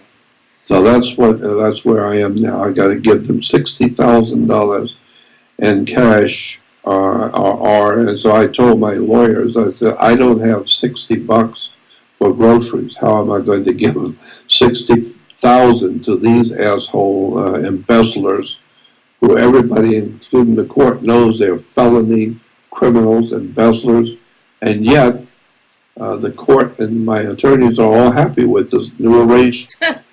Yeah, just give the embezzlers $60,000 more. And yeah, right. Pay For their attorney fees or whatever, or to get you out of the. And I had my music. I'm also a musician. I spent years making music. I had 7 albums. I have 7 albums, and it seems like the people, they're major. I don't want to mention names, but they're huge names in the music industry. 50 and Cent. Please stop. I don't want to mention their names, but they've remade every single song that I created, and they passed it around. I mean, they call my name out. They make fun of me. You have no idea how many times I've heard that same story. I know professional musicians, who absolutely tell me some of the most horrific, off-the-wall shit that you have never heard that happens in Hollywood in the music industry. Is probably one of the most corrupt, dirtiest, filthiest operations going on in America today is the music industry in Hollywood. Who's running it, Jordan? I mean, it's Laurel Canyon. It's a bunch of Nazis that settled in Rustic Canyon. I mean, back in the day, that's who runs it. But I know. That's right. I mean, they don't want to know. CIA and NSA and the underworld mafia, and it's just a really dark story. Because I know I grew up when I first got here in '59. 58 years ago, I ended up on Laurel Canyon, up in Laurel Canyon and Mulholland. And that's right in the center of CIA, NSA, drug distribution, drug stuff, and the hippie movement, and Hollywood, and it's incredible stuff was going on. But I was young, and it didn't affect me, because I was always very cautious about going places and being with people. But I was around it. I knew all about it, but I just was protecting myself. I mean, we could talk about that for hours. I know. We could talk about all the shit that was going on in Laurel Canyon. Wow. So anyway. It's dark. The life we live, They want to make who they want to make famous, and it's like propaganda for the state. And they take it, and if they don't want you to be famous, they'll take you. They pluck artists right out of Mulholland Drive that are related to military families, like Jim Morrison. They'll come out of nowhere, and then they'll have the finest material in the world, but it's not theirs; it's somebody else's. And who is that person? Well, that's why Hollywood is suffering box office lows, and because it's stolen property, right, Jordan? Well, yeah, because people are starting to wake up around the world to what Hollywood's really all about. But, with the music industry in Hollywood, there's just a big story there, big story. I could go on for hours telling you about stuff about child sacrifice, human sacrifice. There's a place up on Mulholland Drive I could take you if you were here. If you were in L.A., we were in L.A., I could take you up to a place where they actually still do human and child sacrifice. In Rustic Canyon? Yeah, in Los Angeles, it's up off of Coldwater Canyon where it crosses Laurel Canyon. Laurel Canyon and Coldwater Canyon cross each other, and where they cross each other, there's a little road that goes off into the mountains. And I could take you down that road and show you. We have to get out of the car, and you got to walk for about a block up into the mountains. And you can't do it anymore. There's big signs, from the police department saying, "Do not pass this gate, and do not go here at all." And I know why. I know it was there because I used to go up there back in '59. So I know what's up there. Why the city put that big sign now and big chains across the entrance to the mountain path that telling you, "Do not go here." And it's because there's a whole ritual altar out there with blood all over it, where they sacrifice children, sacrificed adults. In Hollywood, there's a lot of human sacrifice going on, a lot of bloodshedding and children being put to death in Hollywood. It's a big, big story. I know all about it. I've been out here for 60 years, so I know. Excuse me, didn't Hitler like come into the Hollywood through the Laurel Canyon and control or teach a certain amount of Americans? Are you talking about Adolf Hitler? Yeah, Adolf Hitler. Yeah. Okay, Hitler was not here. He didn't get to America, but back then he didn't get to America. But the Nazis, who were Nazism did not begin in Germany. Hitler was not the father of Nazism. Nazism began in Laurel Canyon in Studio City in Los Angeles. In Studio City, which is the city where Laurel Canyon and Coldwater Canyon, all those different streets cross, and that's a very, very important area. It's called Studio City, and that's where all the big shot movie stars and recording stars, they all live up on the Hollywood Hills. By Century City. Studio City. The Nazism began in Studio City. And later on, the Nazi movement went from Studio City, Laurel Canyon, the CIA drug movement of the hippies and drugs and all that stuff. And but it all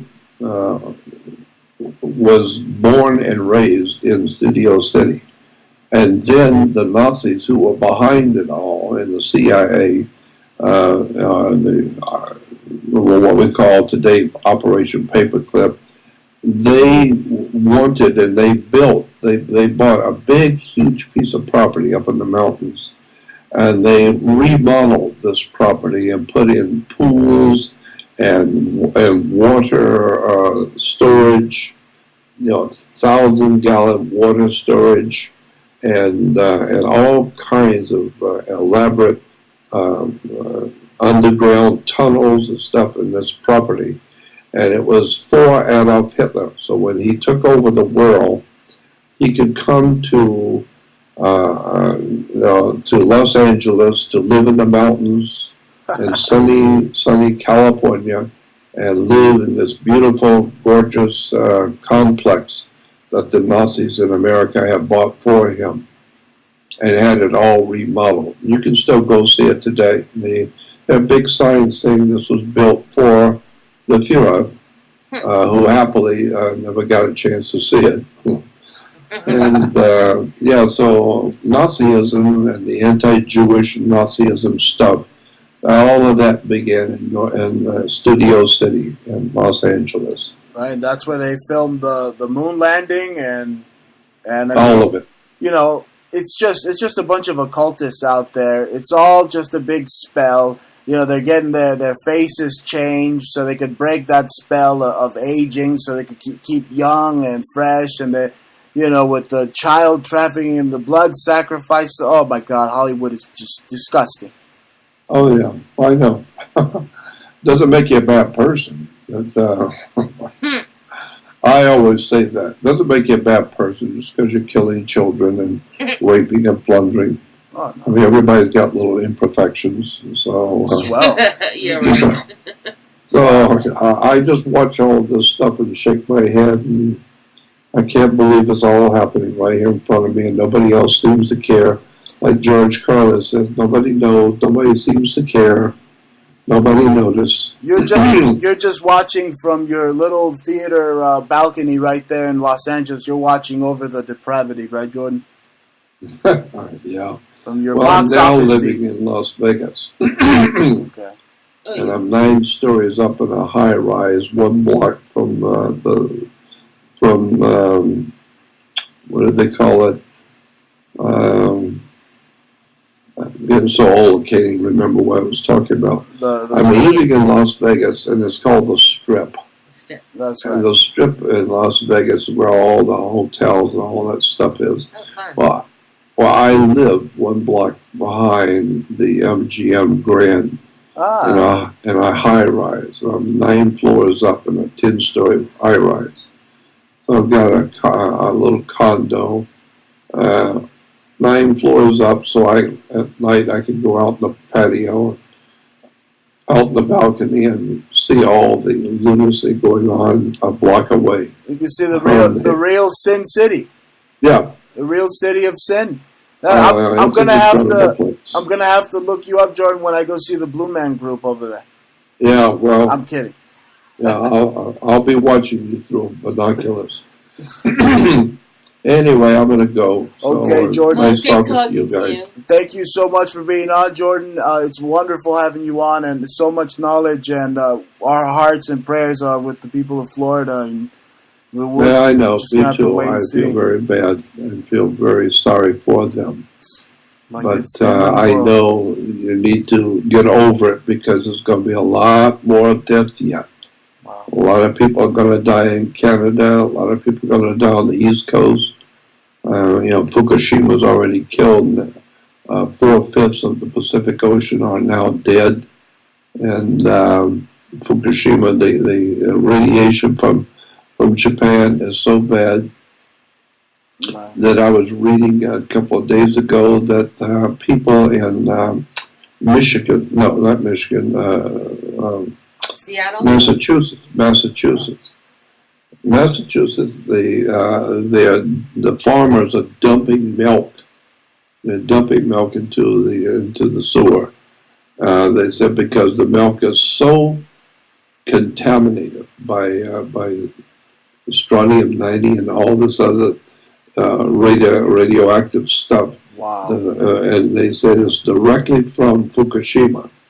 But the milk is so bad they can't sell it. Well, now, that alone is amazing to me because we're talking about milk that is so contaminated you have to dump it. But where? It's in Massachusetts on the East Coast. Well, if it's on the East Coast that bad, what the hell is it like in California? That's 3,000 miles closer to Fukushima. So if it's already that bad on the East Coast, that means all of America is now soaked to the bone with radioactivity. Yeah, but what you're not seeing is that Dan, a friend of mine who is Japanese, he told me that Dan and Yogurt actually bought a farm very close to Fukushima in Japan, and they are creating yogurt and milk products a few miles from the nuclear plant because it was so cheap, the land, so they brought their cows there. So maybe they were throwing out the actual end products from the cows from the Fukushima island. Maybe. Well, that just makes me feel warm and fuzzy all over. Right? Isn't that great? That's a beautiful move in business. Yeah, If you're gonna, don't worry about all that bullshit about the radio fallout. Why don't you just buy the damn place and create some new products and send it out? You know, it'll kill the people. Don't worry about it. They're going to die anyway. Shit, they're already. That's right. They're already eaten up with Fukushima radiation. So make a few bucks anyway. Make a few dollars before they go. Exactly. They'll never figure it out. So anyway, I just look at all of it, and I'm so impressed with everything. I'm going back to bed. Gotcha. All right. All right. Those cows are eating the radioactive grass. You wonder why you get that milk radioactive. Anyway, Jordan Maxwell, thank you, Jordan, for being on the show. We'll talk to you soon. Let's do it again. Okay, bye-bye. Take it easy. Bye. Thank you for being on. Good night. The man, the myth, the legend, the esoteric master of occult researcher, Jordan Maxwell. We were joined by Jaja. That was nice having you on. Yeah, I've been wanting to talk to Jordan for a while. I think I spoke to him once before. Yeah, now the trolls are going to say that you, interrupted Jordan, and they're going to say the same mean things to you they say on the millions and millions of hits. Well, we get a lot of hits when we bring Jordan on. Everybody's got something to say, you know? They're just a bunch of trolls anyway, but we don't care because Jordan Maxwell, he's awesome, but we don't feed the trolls here, folks. We just punch them out.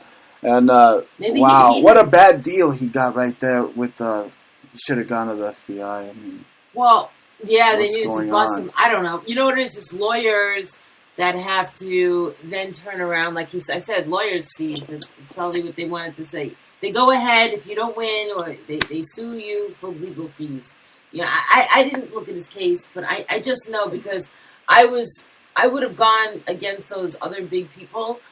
But I got some threats from their lawyers saying that if you try to sue for me, we're going to sue you for slander. They could literally take me under, you know, like they could sue me for slandering their artists, you know, and it's like I'm over it because but they come up with these cockamamie deals that are like right out of the freaking Godfather, like really, like squeezing you, you know.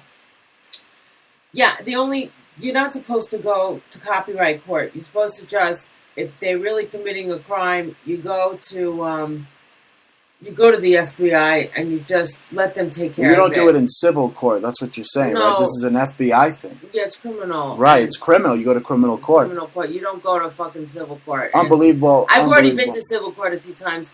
I never won, but I didn't really lose. I mean, I did kind of win and I did kind of lose. So that's how it is. Well, enough of copyright.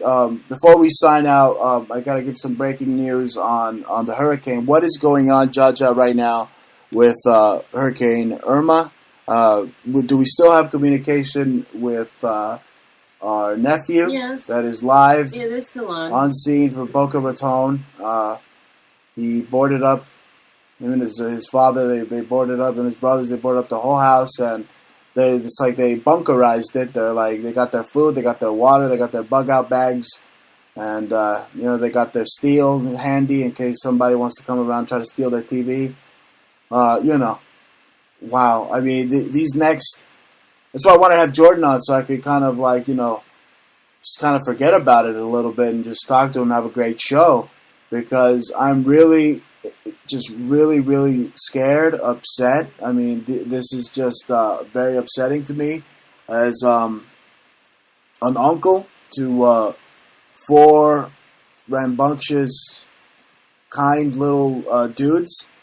I want to make sure that they're safe. And, damn it, I wish I just had instant transmission, like Goku from Dragon Ball Z. You know what I'm saying? But it really is like these Pleiadian sons of God are touching down, or we're helping them touch down with all these weather weapons. And they're touching down, and now it's the end of humanity as we fucking know it. I don't know what they're going to hit. It's very fucked up, so. But what are some updates? Nothing. Let me get up and do a little 7-minute stretch here, nothing really that got hit, so.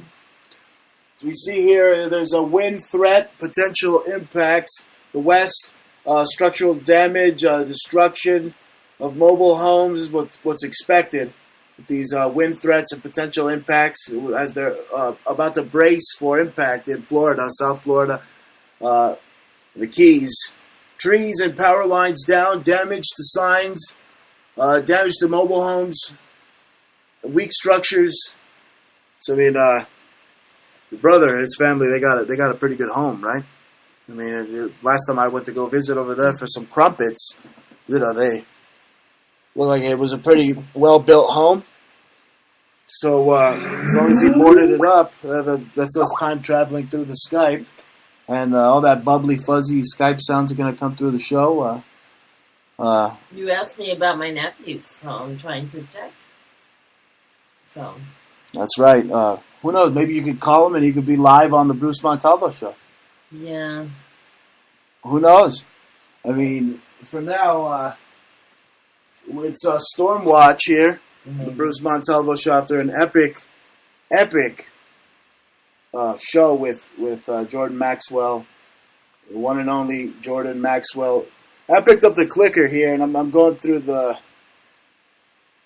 TV here, and let's see. You know what was funny? We asked your nephew if he's watching the news, and he said, "I don't fucking watch CNN. I don't fucking watch CNN. We don't watch fucking CNN in this house," he said. Don't you just love that kid? 12-year-old. Hey, he's 12 years old, and he realizes that the narrator for CNN is fucking Darth Vader. So he knows not to trust him, you know. This is CNN. Yeah. Against trusted news. Again, with the sounds, you're gonna all the trolls are gonna say the Skype sounds were annoying. Okay. Her Brooklyn accent was annoying. Everything's annoying. It was since when is an accent this and this and that? Oh, she's not intelligent because she has an accent. Really? Yes, she is. Really, it's called an accent. You butt fuckers. Let me see. Are they online? So, Cuba is getting punched out as we speak. Okay, going here to my Montalvo News Central. He changed his picture from Donald Trump to some weird... Now, he has a troll profile, doesn't he? He's trolling as Donald Trump. Yeah. This is the nephew that we fear is going to get swept away into a hurricane. Hopefully not. But they don't think so. You know what? We've tried to warn your brother. Now he might end up like fucking Hank Hill, King of the Hill, holding on to a freaking light pole, and then the freaking hurricane's ripping out all the clothes off his back. And then that Geostorm movie is no fun. Oh, yeah, that's about to be released like next month. Wow. I mean, I saw that, and I'm still having a heart attack. We're still having heart attacks. It's... it's not over yet. Okay, says here 9 counties in Florida under a tornado watch as Irma draws near. Tornado on the ground in Oakland Park. National Weather Service says Hurricane Irma regains Category 5 strength. So it died down to a 3, but as it's approaching those warm Key West waters, it's like adding fuel to the flame and it's recharging it. It's reinvigorating the storm, or the geostorm. And, again, I don't understand why people are acting like, the Wolf of Wall Street over there in Florida, really, and, they didn't want to leave. Well, and you have all your things there. So you're never going to fucking get me out of here. Hey, if you have all of your things there, you don't really want to leave it open for fucking looters. You know what I'm saying? And then if everybody bitch asses, and if they're steering it, and enough people stay back, they might not want to warn everybody. If everybody's gone, they'll just go, "Oh, everybody left. We got them." Well, I'm getting reports here. I'm getting reports from a fan that listens to the show. Our good friend Linda. She's saying that it's turning left and that it's going towards Tampa.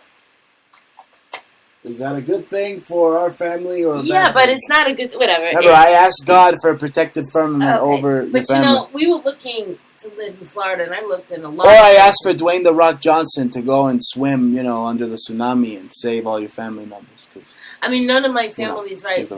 My family who was by the beach, they left that area, so they went to another area. But they were in Florida. They didn't leave. You see, Miami Beach is a total ghost town. It's not a ghost town. She's there, and so I have friends in Miami Beach right now. They're like, "Fuck." Can I just fearmonger for fuck's sake? Let me tell you something. There's no way, folks, you can find a fucking Cuban Cubano sandwich right now in Miami Beach. It's a ghost town. All right, they all got the fuck out of there. Yeah. The only place that's very, very scary would be Key West, and up by where Donald is, And did he say his house got hit or something? That's right. Are you sure? Yes, I'm getting reports that Mar-a-Lago is in the crosshairs. But report here: Cuba blasted as Hurricane Irma tears through Caribbean.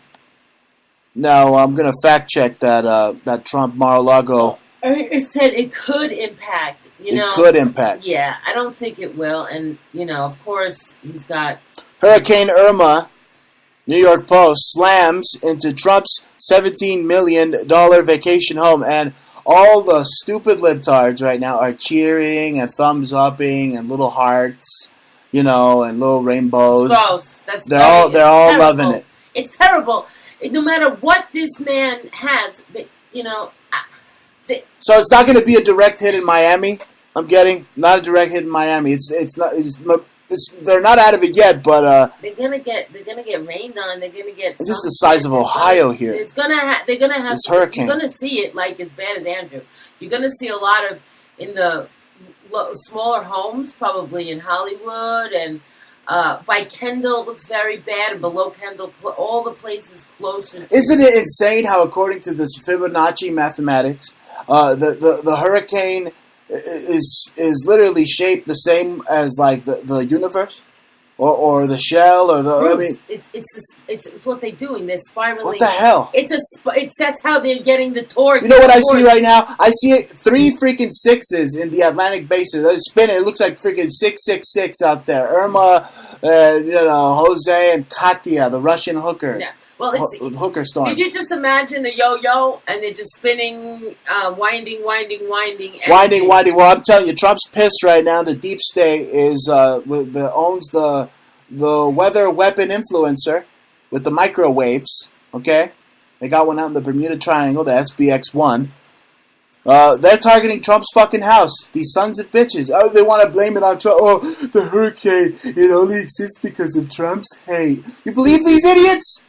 No, I think that those people should only have... They should not breathe. They should only have themselves in harm's way, and then they wouldn't be speaking such shit upon somebody else. Listen to this. Hurricane Irma, Category 5 hurricane, is barreling closer towards Florida's southern coast.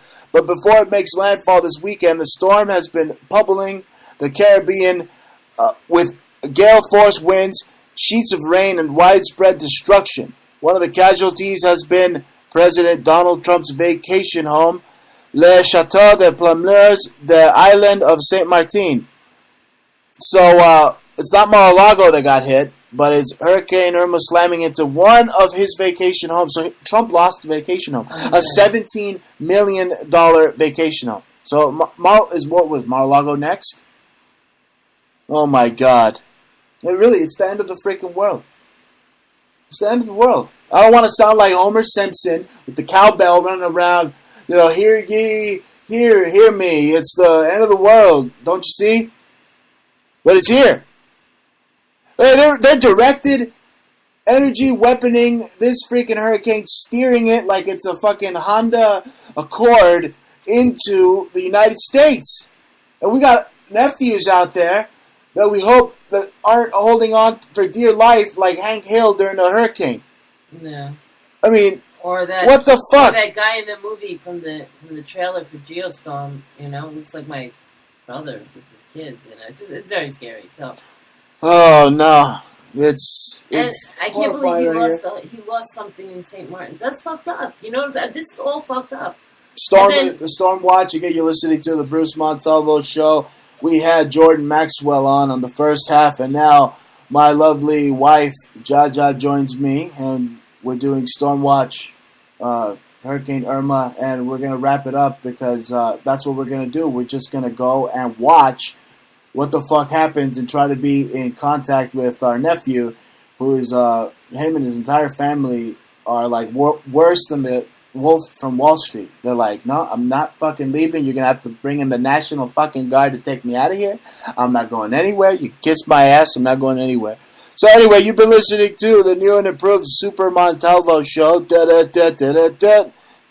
Okay, before I go, look at these headlines here. Taco Bell employees shoot and kill an armed robber. So now you can't even go out and get a couple of Taco Bell Supremes without them gunning you down. Taco Bell employee gunning you down. So now they're packing heat in Taco Bell. You know, I think it's a bunch of reptilians. If you look at that Bell logo, it's got like the reptilian eye on the Taco Bell. So look at that real quick. And that's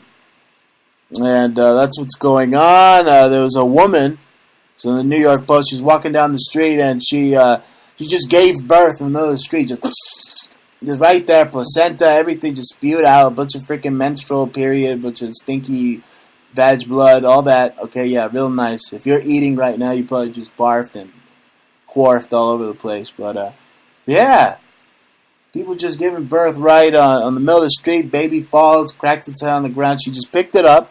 A woman calmly walks home after giving birth in the street. This is the type of world we're living in. But like I said, I'm gonna go watch the storm. And don't you know that for years you watched television, but now the television watches you? So we're gonna go watch some fake news, and we're gonna get the real news from our family. Hopefully they don't knock out one of these cell phone towers and they lose a connection, because then we won't even be able to Skype or any internet. But they got generators, they got food. We gotta make sure that they're in communication with us. So again, if you got loved ones, folks, try to reach them on Skype, talk to them, and try to keep them calm, and just don't believe all the hype in the news, but just stay tuned. I mean, we can't turn it off. It's like, I went to go grab a beer today instead of watching the fight or whatever, the baseball game or the Laker game. I'm watching the hurricane. I'm not watching the Miami Hurricanes. I'm watching the hurricane that's gonna hit Miami. Yeah. And the Dolphins are all scurrying.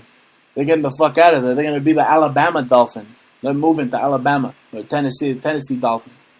You have two teams: Tennessee Dolphins, Tennessee Titans.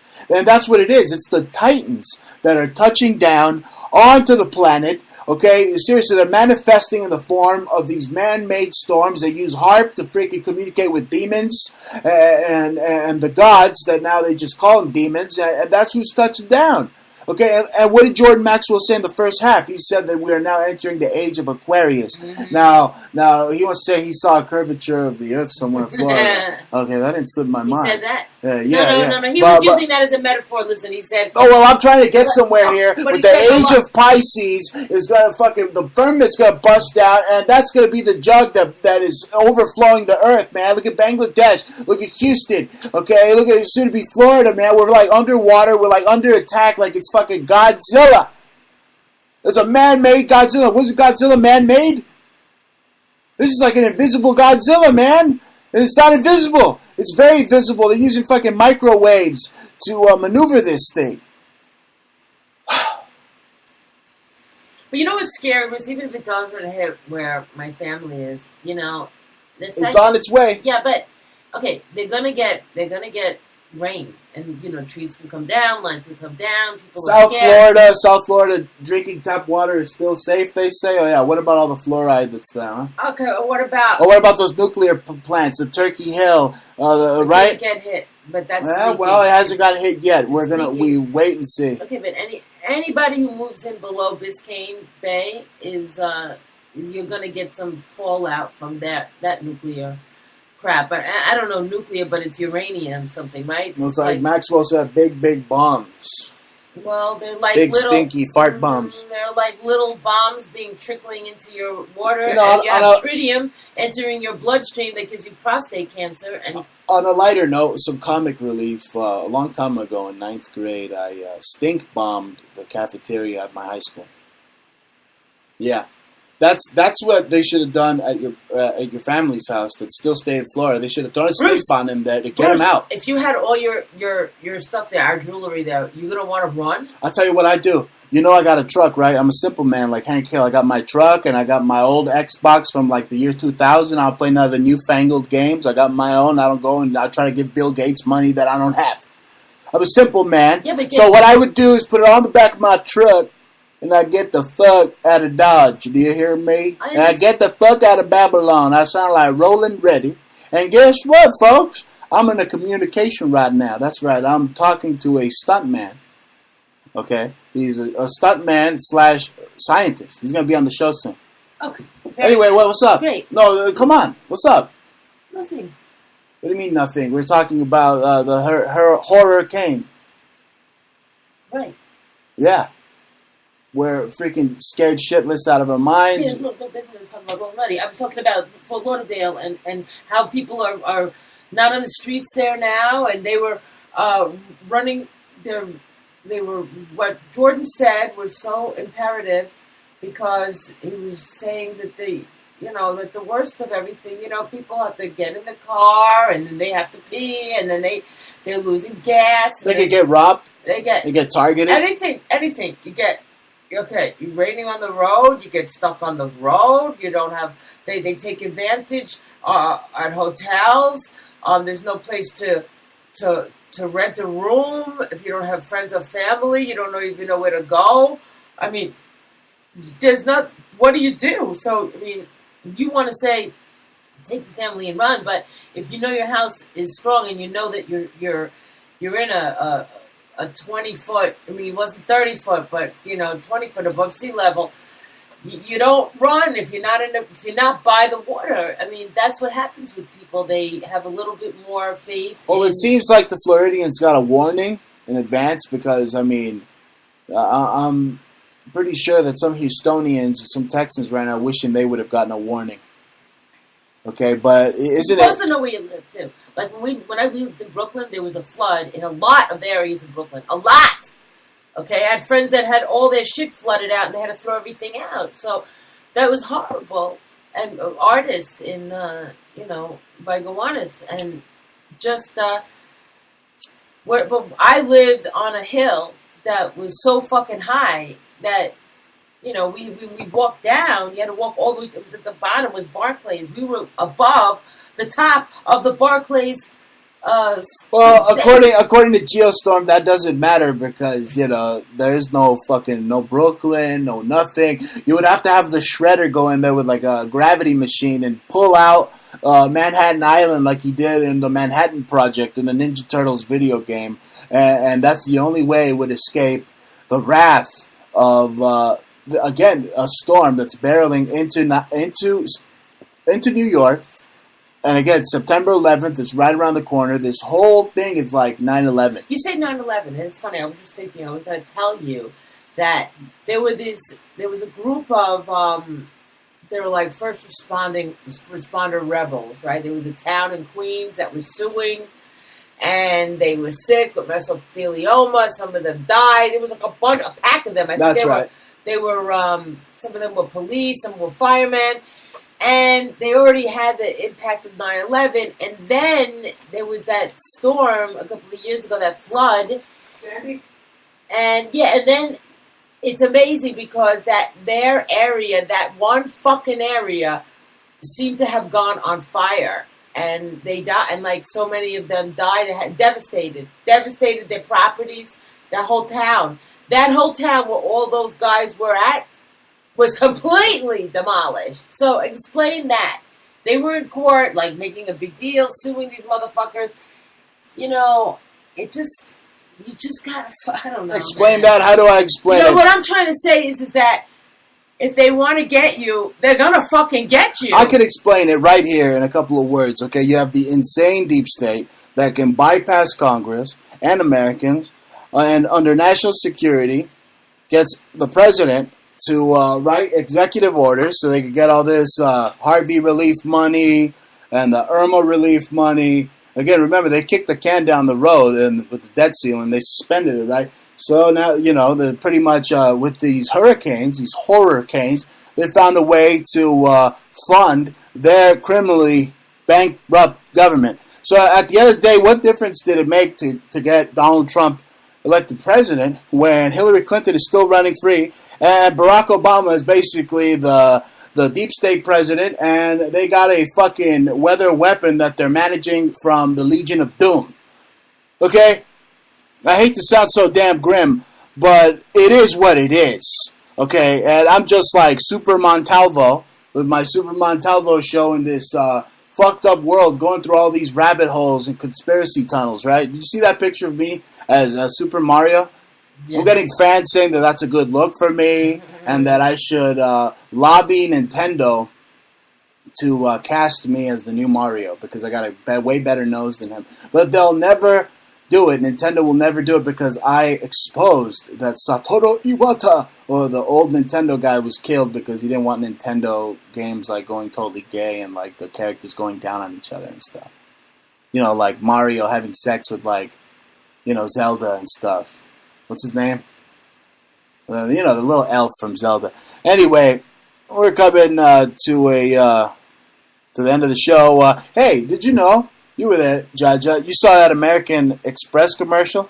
Like, the world is flat. Or, the world is not flat. They said the world. And I'm saying the world is flat. Well, you know what's funny is that I don't know how I ended up on the H. Stern website for some reason. And it's amazing because, you know, they're Brazilian, they make jewelry, they're gorgeous stuff, and I was just looking something up from there, and I noticed they have this conceptual line based on Copernicus. They called it Copernicus. I was like, wow. You know, and I actually liked the line. It was some of the designs were really, really they're cool. pushing that globe Earth thing. So I wrote them. I said, contact us. I was like, hi, I love your line, your new line design, the Copernicus line, but the Earth is not flat. The Earth is not round. Yeah, the Earth is not round. Right. Yeah, right. And they wrote me back. Yeah, but what do we know? We're just nut and nutty. We're happy to help you. And you've been listening to the Bruce Montalvo Show. And now it's time for us to go watch that damn storm. There it is. Look, Miami. No more Miami Heat there. It's Miami Hurricane. We did God put damn. up the jewelry, though. We put up some new jewelry up in conceptual. That's right. Before we go, remember what helps not just fund the show, but fund our very existence is our work. And it's made in America, one of a kind, beautiful jewelry. And tell them where they could find some of the most elegant jewelry ever. Just go to Google, type in conceptual subculture, one word. I'm sure if you did too, it'll come up as well. We have an Etsy store. And right now there's a 60% off sale. And I have brand new stuff. I mean, we just made like right off the sushi block, you know? We just made all these bracelets. That's right. Just chop. Like the guy at Benihana. Yeah. You know what I'm saying? You've been there? Anyway. Yeah, we made all these really wild bracelets and pendants and orgone pendants and embossed copper, wire wrapped all these orgonite gemstones that I made and out of resin with real turquoise and herkimer. And then I also wire wrapped all these very big chunks of quartz crystal to an embossed copper, so it's got kind of like energetic and spiritual and really cool looking and futuristic and actually dystopian. So it, like the world we live in today, it's kind of like, you know, and these few things that we made are done without the torch, and it's to see how far. And these are all my designs. I've never copied them. So forged, handmade. Yeah, and you know, Bruce and I work our asses off on them. And repoussé. This line that we just did was to see how far we advanced. We could create something without having to torch it. You know, it's just through forging, and that's what we've been doing. Just. But that doesn't mean we don't have some beautiful handmade, soldered. Yeah. Sterling silver bracelets and cuffs. We have the most elegant design. I mean, we have all lines, whether you're into copper, or forged, handmade, or soldered jewelry, bezeled jewelry. I mean, so many beautiful designs that are coming. You can find them at Antique Obsessions. That's at Antique Obsessions on Facebook, at Conceptual Subculture on Facebook, and now on Twitter at Antique Obsessed. So you go ahead and follow us on Twitter and like us on Facebook, and it's got links to our stores on eBay and Etsy. You could partake in so many wonderful deals, and there's so much elegant jewelry that we're making. It's made in America. It supports the show, and you could also help on one or two stores. If one of your purchases could go to help the victims in Texas of this Harvey catastrophe, we're giving. Yeah, now I have it donations. on Outrageous Jewelry. I have Red Cross, and then I also have some Red Cross. And so you not only help us, you help keep honest real news and riveting interviews like you just heard with Jordan Maxwell, and real news, not fake news, here on this show. And we got to go. We got to make sure that, the nephew is twirling into oblivion from his home as the sons of God are touching down. Earthquakes in Mexico, 8.2s, 8.2 earthquakes, tornadoes, tsunamis, UFO sightings. What the fuck is happening? Are we going to be here tomorrow? Well, if we wake up, at least we know we're not dead. You've been listening to the Bruce Montalvo Show. Catch you next time.